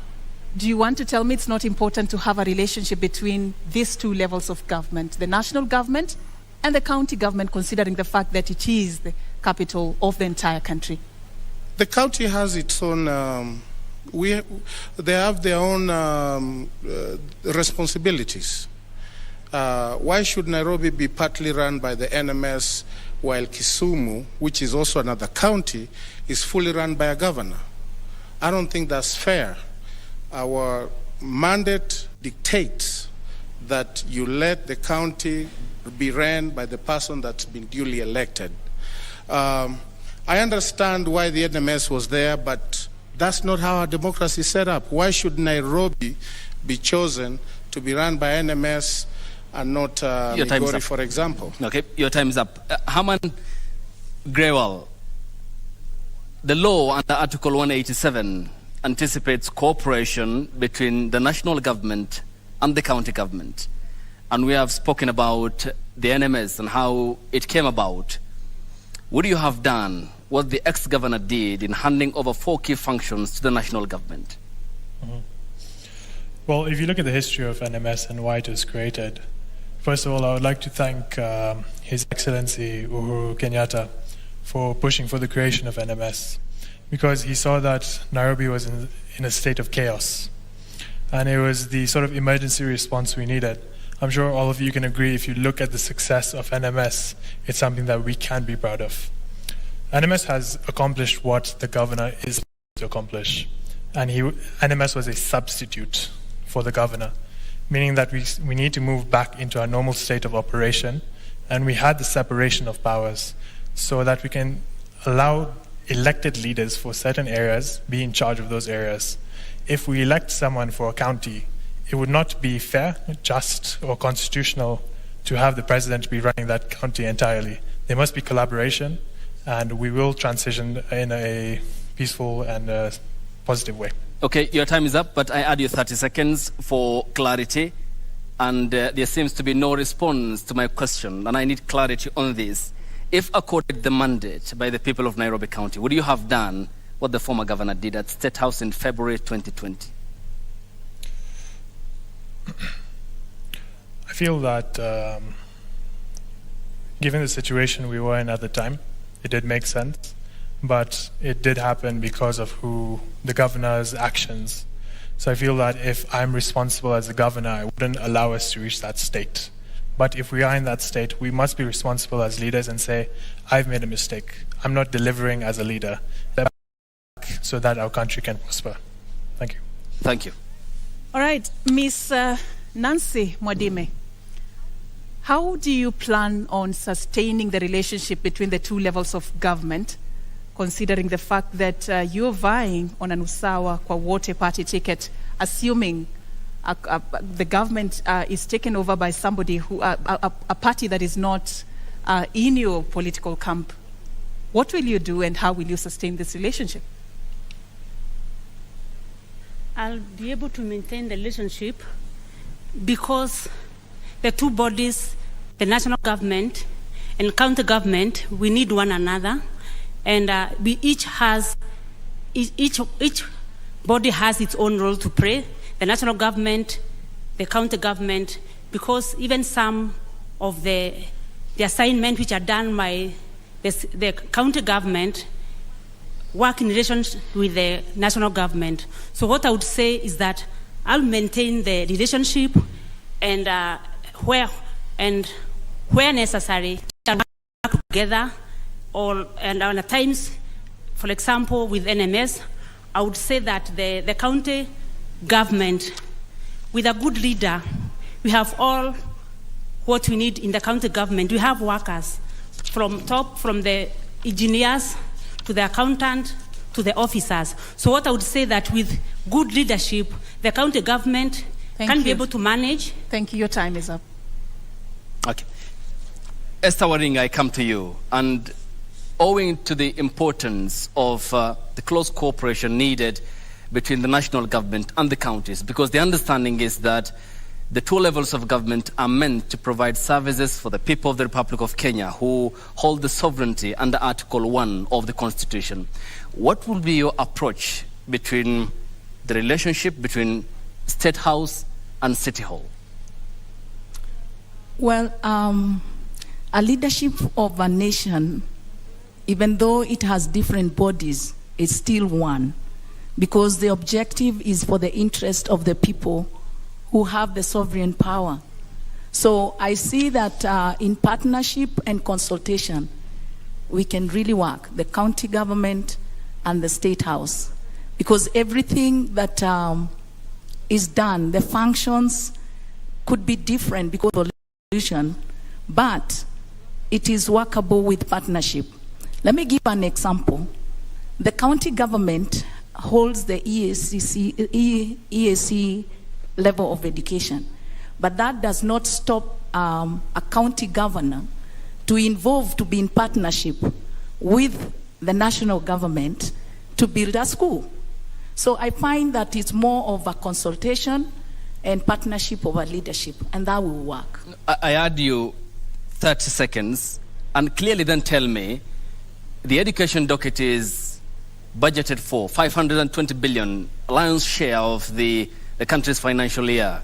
There are some roles which are devolved, others aren't. How do you draw that very thin line as to what you will accomplish in terms of education? You see, if we have plans that involves the people, the partnership to be also drilled down to the people, the NGOs, and even stakeholders. It is possible to even be able to meet the target of what you're doing. It's more of partnership that will work, and involving the people also to be partners, stakeholders. Thank you. Yes. All right, so we want to move this forward to the issue of living and working conditions for the residents of Nairobi. Mr. Nyamwamu, I see you have an issue you want to raise. Yes. I'll give you 30 seconds to address that. I just want to talk about this NMS county government thing. NMS is being headed by a military guy. Now, the government should act as an oversight it should be the oversight role in terms of overseeing what the counties are doing. But devolution was there to bring services closer to the people, and that's why we have devolution. So when we bring the government to come and actually get involved in the devolution functions, we are treading a very dangerous line. When Hilter started, he started very nicely. He delivered services to the people. Over time, it has been shown military rule takes over and they suppress. Your time is up, but taking you back to when this happened on the 25th of February 2020, vying for this position, I want to believe you understand where the county was and the state at which it was being operated at that time. What would you have done different? What would you have done different aside from just signing that deed of transfer of functions? Well, first of all, it starts from the governor that was elected and the deputy governor that's seeking a gubernatorial position right now, who was part of that system, and the senator who was supposed to be overseeing. They all failed. So then the government has to be like, Nairobi's in a mess. We need to take over Nairobi or Nairobi will be in a mess. But that's not how our democracy was set up. How would you have cleaned that mess, Mr. Nyamwamu? Hey, collect garbage. The garbage was terrible. That was the function of the governor. Give electricity, provide electricity in the informal sectors. Get rid of the cartels. That's what the governor was supposed to do. And his deputy governor and the senator was supposed to oversee that function. All three failed. That's why the government stepped in. But all in all, what I'm trying to say, the basic framework of our democracy is not set that way.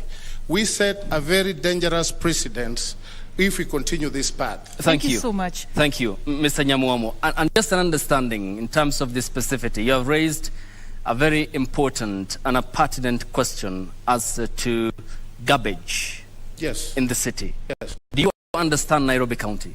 Yes, I do. I played in this city. I live in this city. In terms of the tons of garbage, yes. How much does the city generate? First of all, Nairobi doesn't even have a system to collect the garbage. We have just young little boys that we use and we pay them very little money to collect garbage.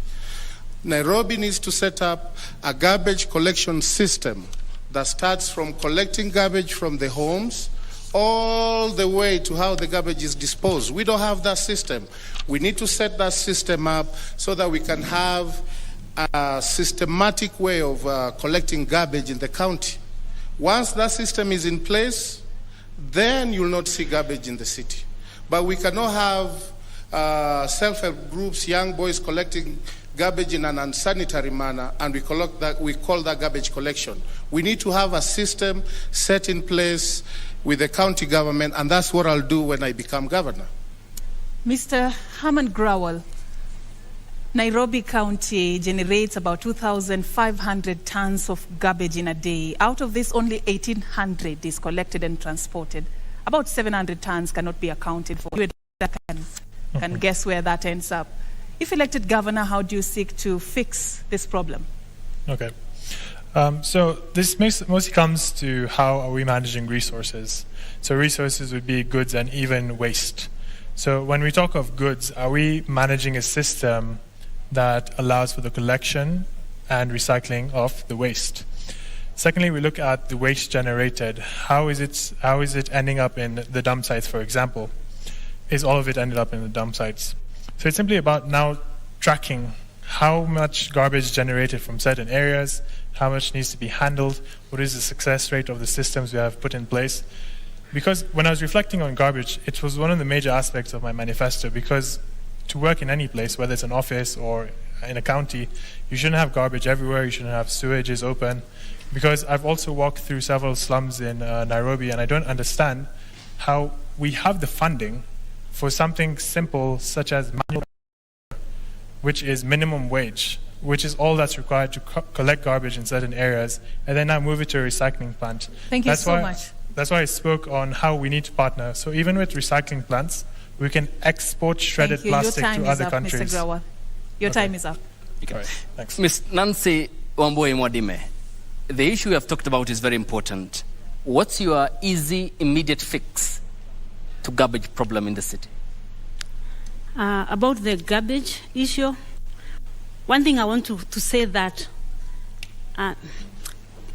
people have complained that at times leaders give manifesto and they're not able to fulfill what they have said. Especially the issue of the garbage, I would say this is something I need to get to that office and sit with the other parties and we see the way forward on how to handle the issue because it's a big problem at hand. Which is the way forward?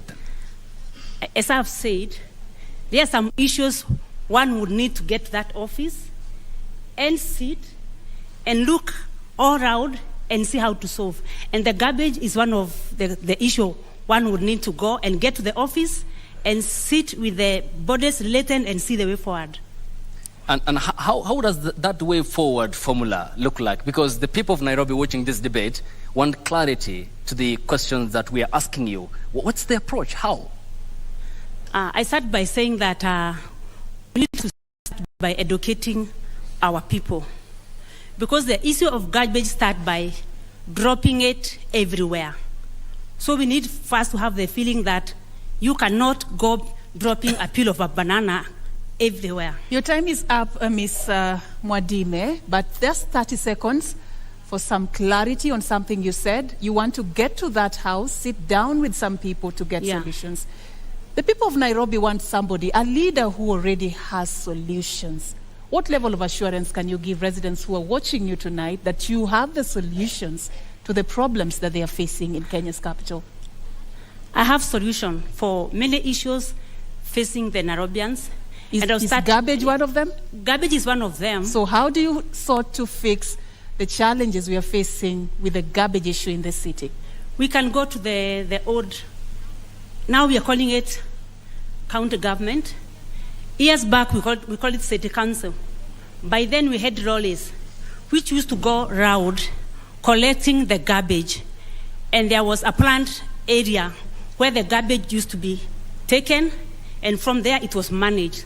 So what I'm trying to say is that we can get back to the Nairobi, which was there some years back, and the county government provide those services to the citizen, correcting the garbage and knowing where the garbage should go and knowing how the garbage will be managed. Thank you. Esther Waring, 30% of garbage in the city is disposed of by a private company. This is a lion's share, and it's clearly a private affair. Yet the county is supposed to be offering services to the people. It's public dominated. How will you turn this around? You see, garbage looked in a more positive way. It's money generating.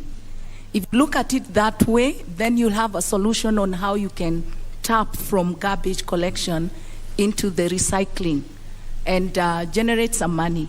So what I would really do is to have the county government deal with the garbage disposals, where the garbage installation, collection bins are placed in every estate, in every slum area, on the streets, and then that garbage collection is done by the city government, and we build some collection dumping sites in ward level, and then after that we are able to partner with companies that do recycling.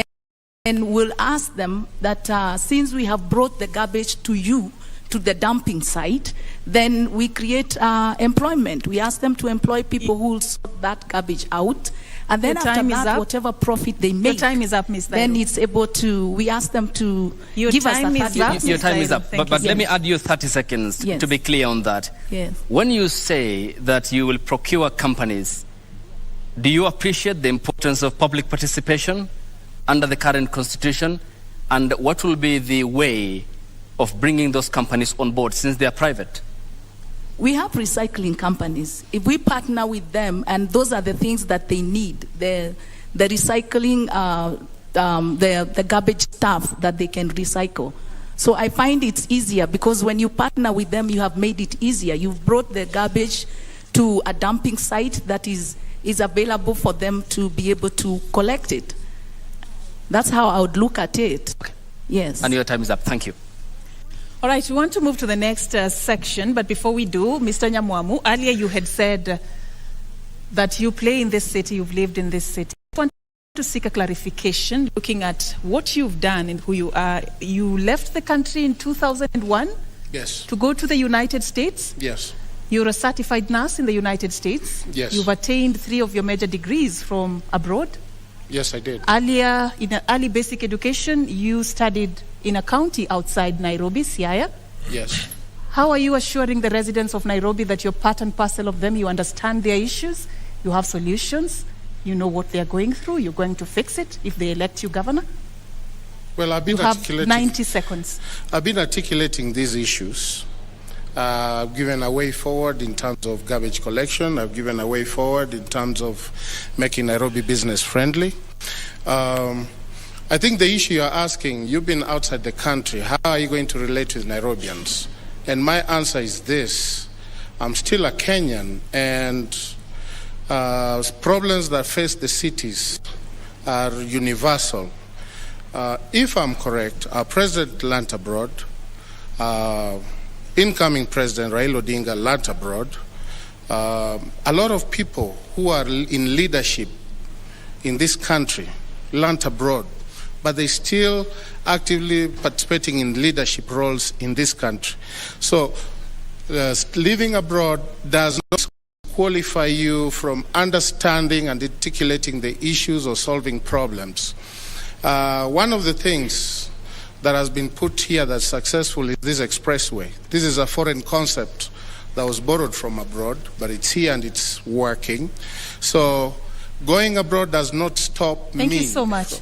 Thank you for from that articulating the issues. Your time is up. Now let's move to the next section of this conversation that touches on the living and working conditions of residents of Nairobi. The key issue has been housing. And in this city, 9.3% of Nairobians, only 9.3% own homes. The others are renting units in different places. And also, it is a city that, according to statistics by the Kenya National Bureau of Statistics, 80% of the people who live in informal settlements across the country live in Nairobi. There's a huge housing crisis in this capital. Esther, I'll begin with you. If elected governor, how will you seek the housing crisis in Kenya's capital?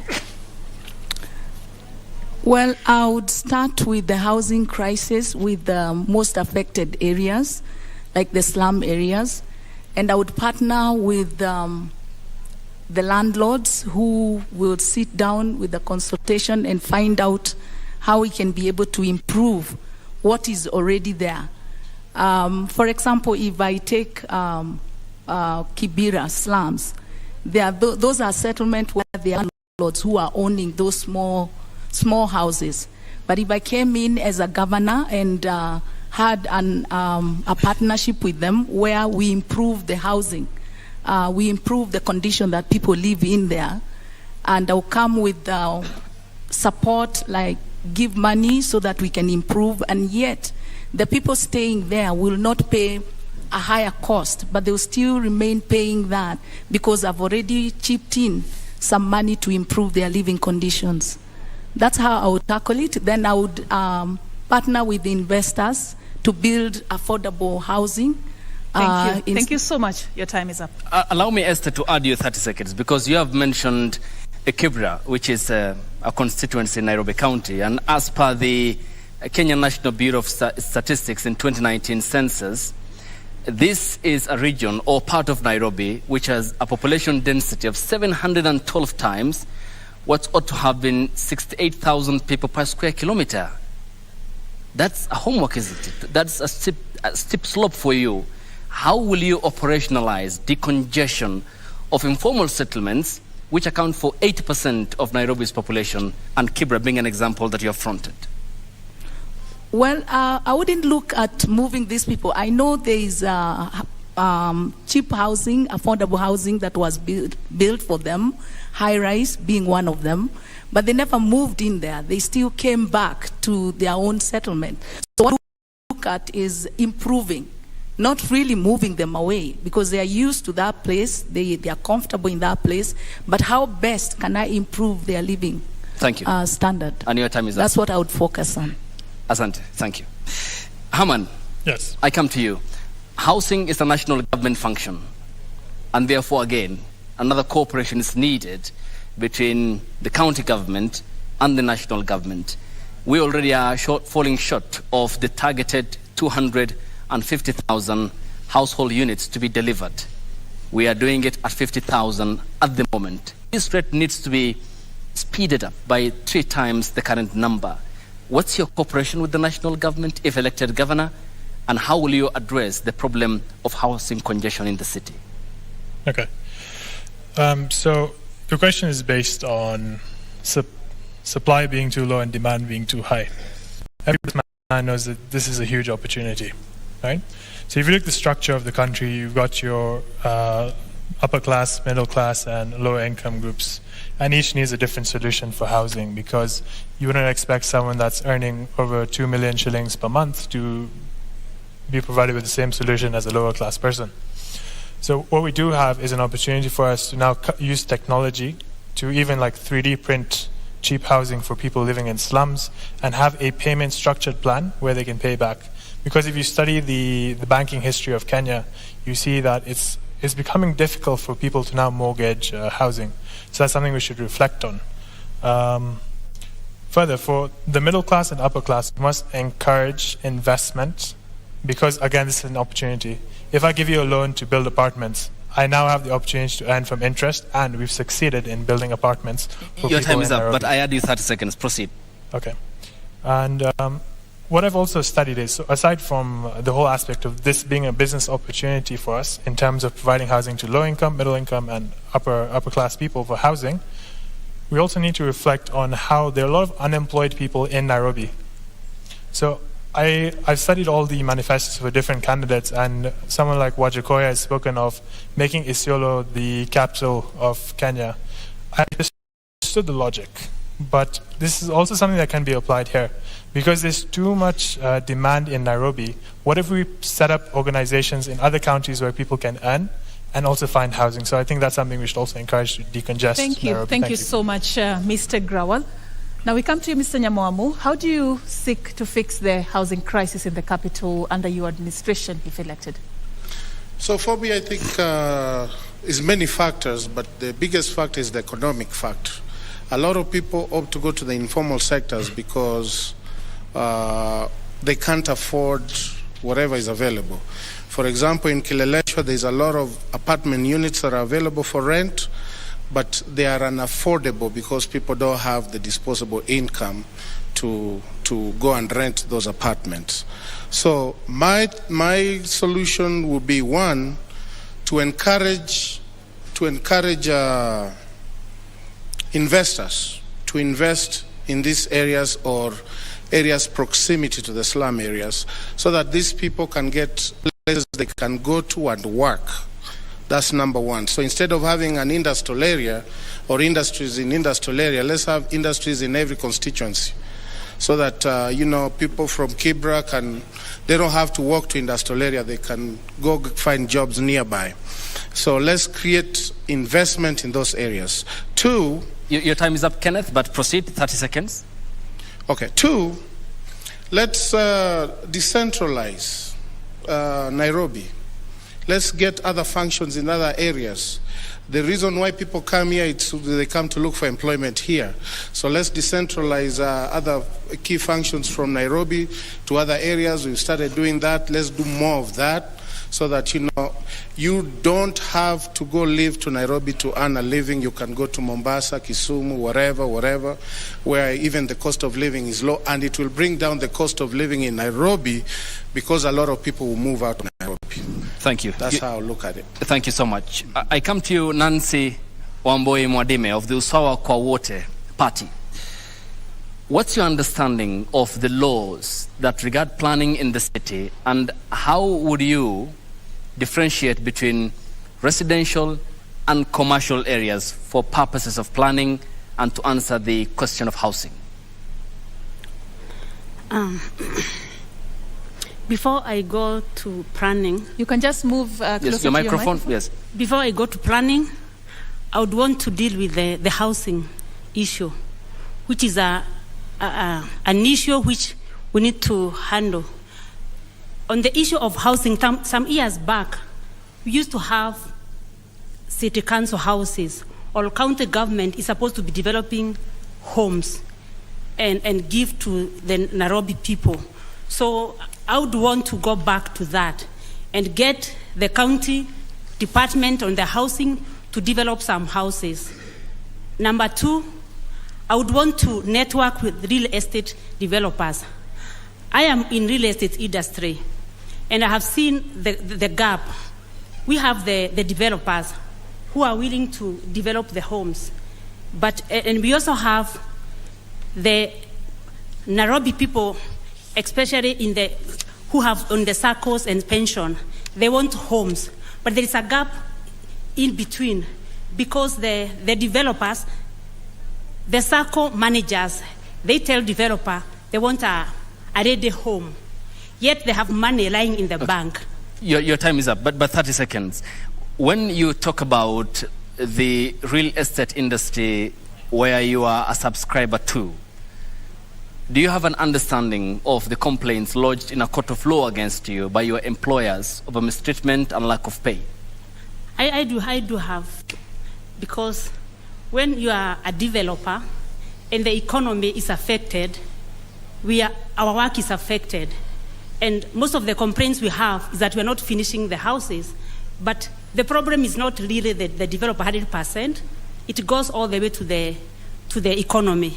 Because when we don't have an atmosphere for the business, as a developer, you start your development, and because of the atmosphere, you are not able to receive the buyers for the homes, and you are not able to complete your development. But in this case, what I'm trying to say is that we can have a network between a developer and a circle, whereby the developer will develop homes for a particular circle using the same fund lying in the bank. And in this case, the Nairobi citizen will pay only 10 to 15,000 to own a house within 10 to 25 years. Your time is up. Thank you. And at this point, we also extended an opportunity to the residents of Nairobi to get a chance to ask questions. And we just want to get some of them so that our candidates can be able to respond.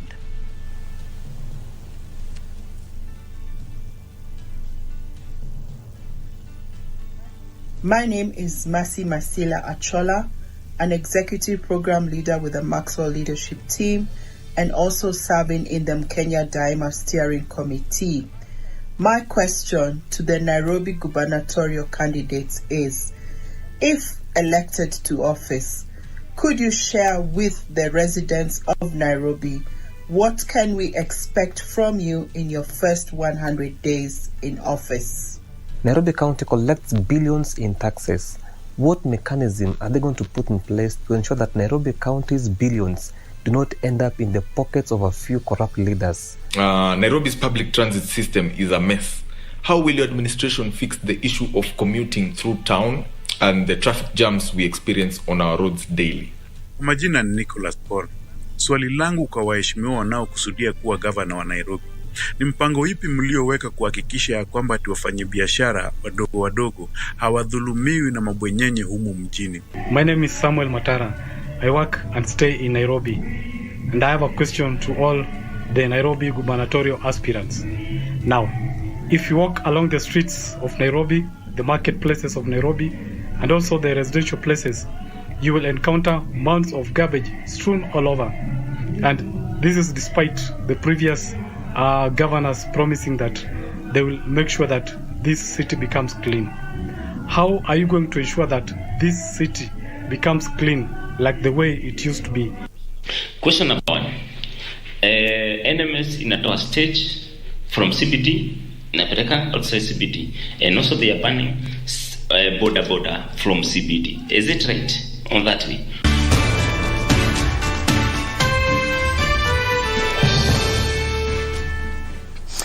And those are the residents of Nairobi who sampled messages that we did play here, and we did engage them because they are very key and important since they hold the key to City Hall and in exercising Article 1 of the Constitution, since the sovereignty of power lies with them as enshrined and envisioned in Article 1 of the Constitution 2010.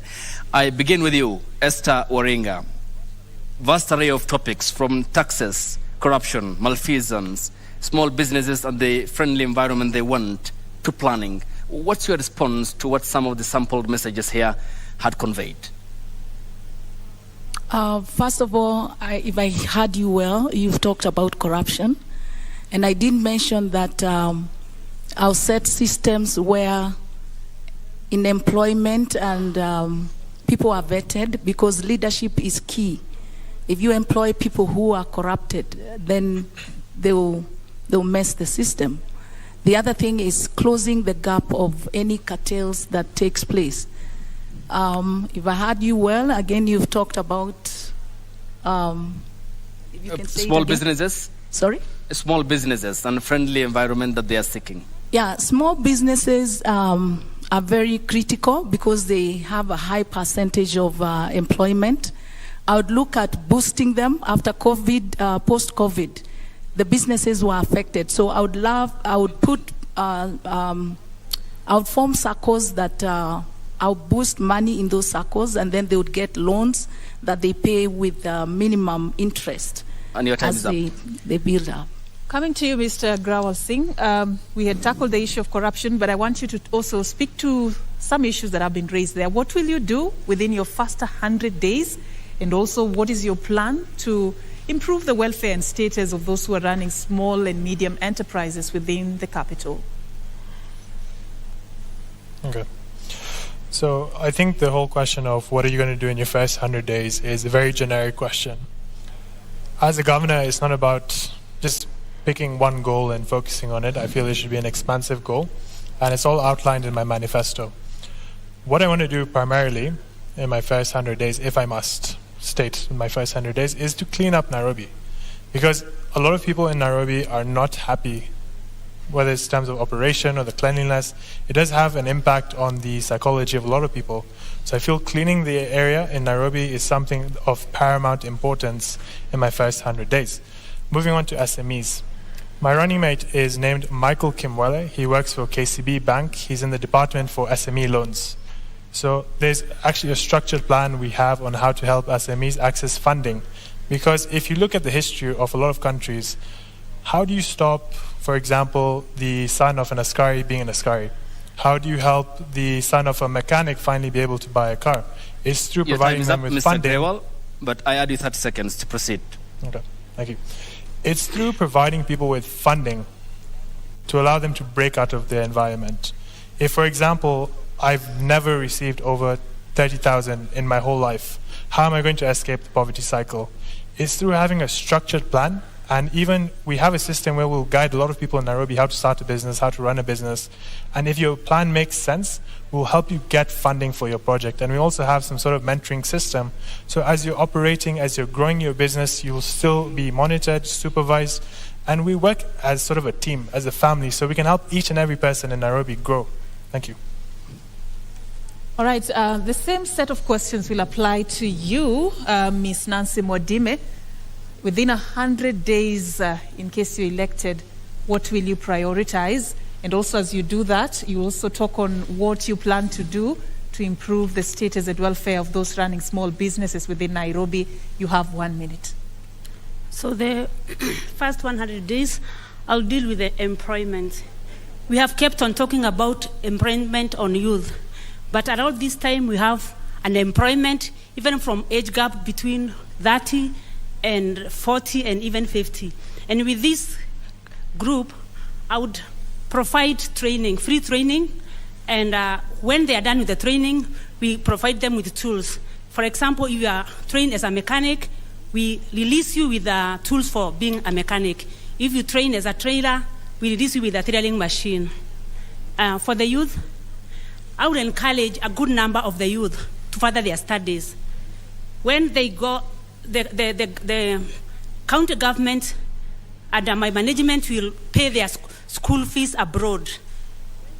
When they go out there, they'll get visa to further their education.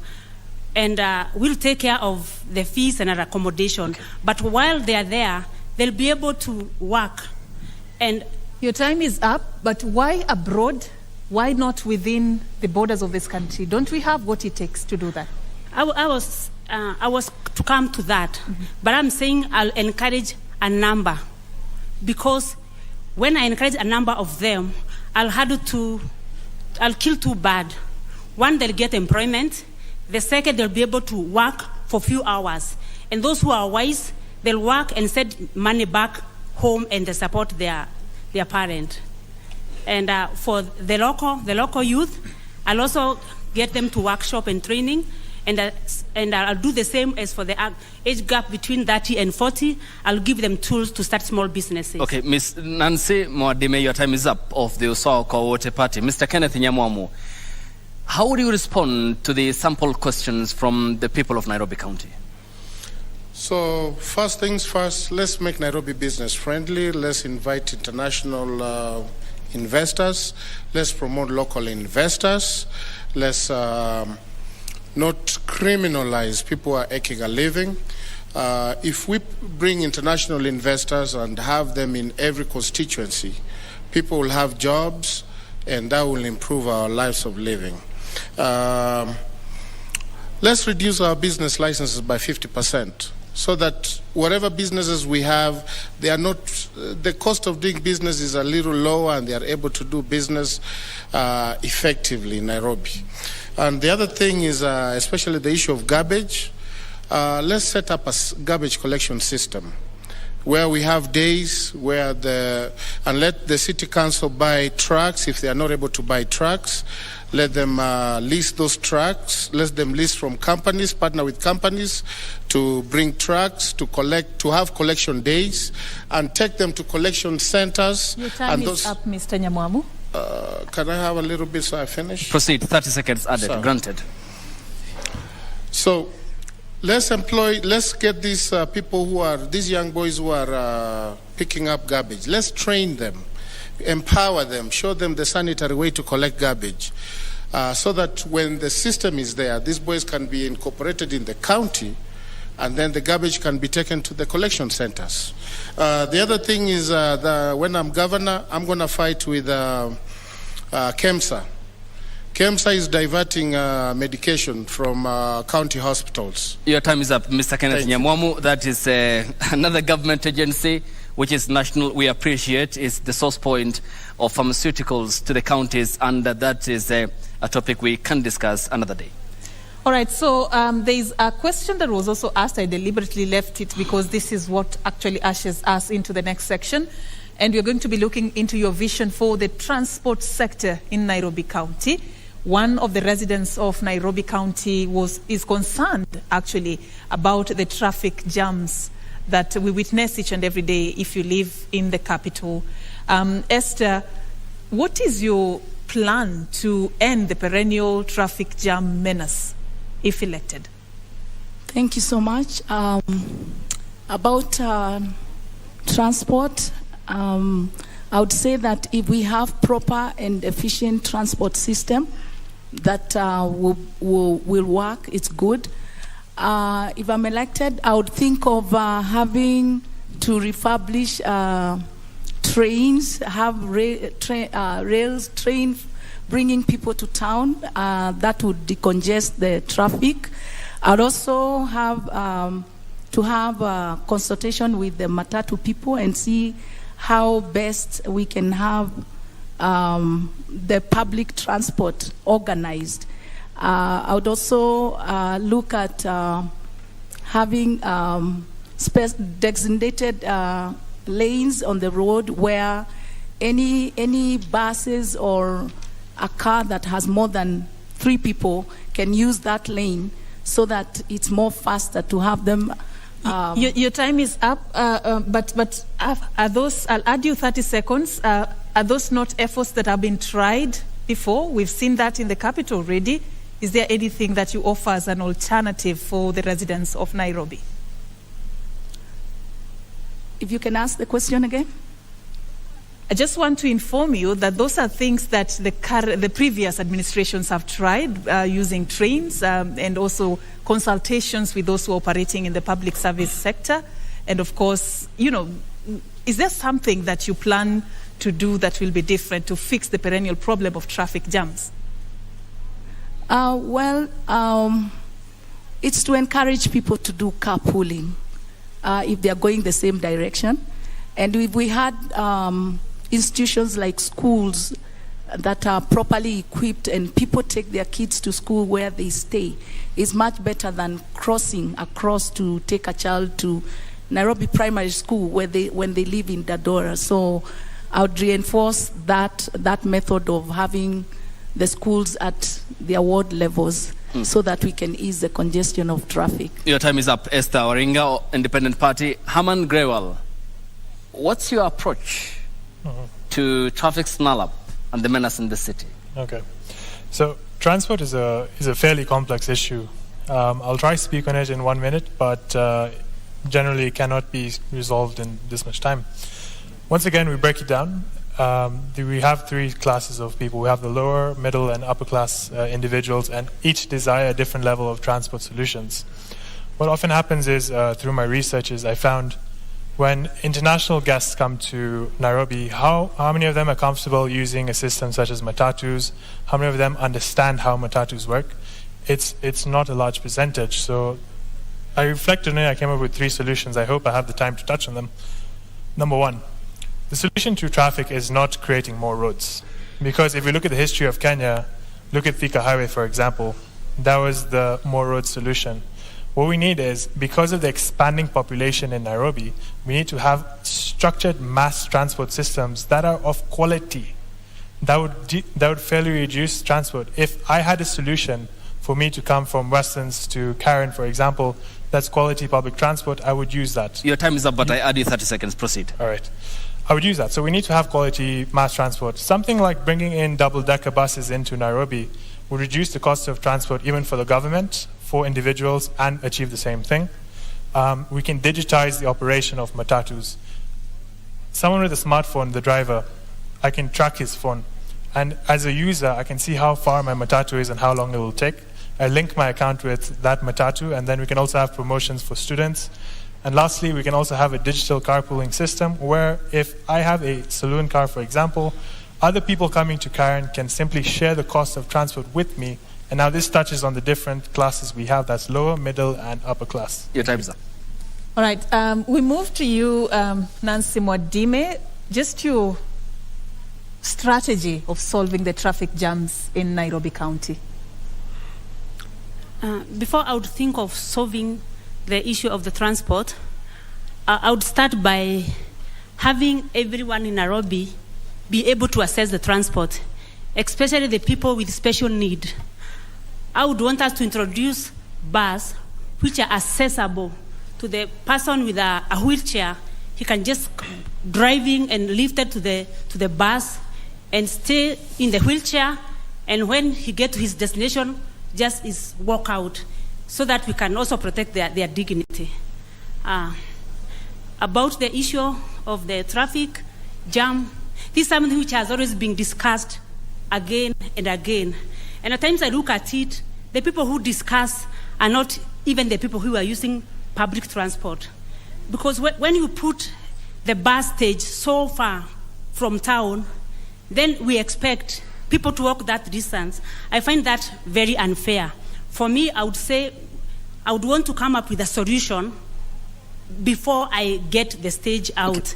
But before I get to that... Your time is up. Okay, I add you 30 seconds, but again, clarity. So before I get to the solution, I would advise that we have buses whereby they come across. For example, if the buses are coming from Global, they come closing over to the other side. We have designated road whereby the traffic, the vehicles will come and close to the other side without saying that the bus stop or the stage will be at Grobo, and then people have to walk all the way to town. All right, and just to come to you, Mr. Nyamwamu, as well on the same issue of the perennial traffic jams in this country's capital, what is your solution? So first, let's expand the use of BRTs in our city, number one. Number two, let's introduce shifts, working shifts. Let people not come at the same time and leave at the same time. Services that don't need people to come to start work at 8, they can have shifts from maybe 11 to, I don't know, add 8 hours to that. But the concept is to have people come to work at different shifts. In essence, there was something that was talked about in 2013 about introducing Nairobi into a 24-hour economy. Let's introduce that 24-hour economy where we can have shifts and people come at this time, or that time. Another thing we can do about congestion is to have car holidays, days where, we don't allow private cars or cars of particular whatever to come into the city. Let everybody use the BRTs or whatever public transportation is available to come to the city. Thank you. That will help with decongestion. Your time is up. And I start with Esther Waring on podium number 1. Your closing remarks, 30 seconds, and kindly adhere to the time.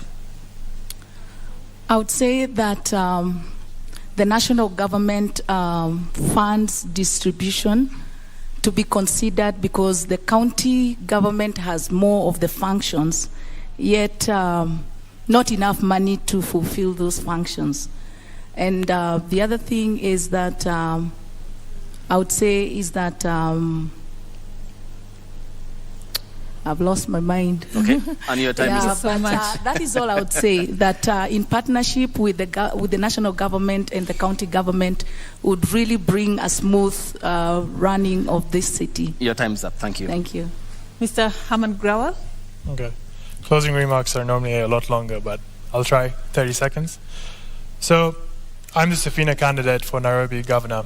I'm 25 years old, and my candidature came as a shock to many. But I feel I've outlined the qualities I have that allowed me to be backed by Jimmy Richard Wanjigi and Paul Mwite for this position.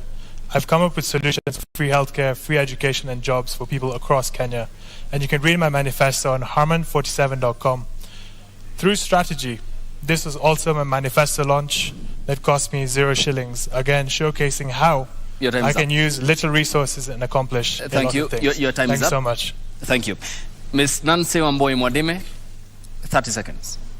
My closing remarks, I would want to speak to the voters and tell them that if they vote for Nancy Wamboi, they will be voting for a leader who have them at heart. And I also want to advise them that it is time they choose or they select a leader who is a leader not because he's coming from big parties, not because he's giving them money, but a leader who can go and work for the people. The leader who will go and know that he has been sent there and be a leader for Mwananchi. Your time is up. Mr. Nyamwamu. I want Nairobi voters to know there is a choice. And the choice is not necessarily to either choose between either Sakaja or Rigathi. There are other candidates. There have been issues where, the media has kind of contributed to the issue of us not getting our word out there. But now that we are here, it's our platform to say, Nairobi, Sakaja, Rigathi quit on you, do not be forced to choose him. Sakaja was there 5 years ago, for 5 years, didn't do anything, gave up the functions. Please, there are other choices here with manifestos. Your time's up. And people who are willing to work. Thank you so much, Mr. Nyamwamu. And just to point out, this platform has been organized by a majority of media houses across the country, and you're being watched on several television stations and being heard on radio stations.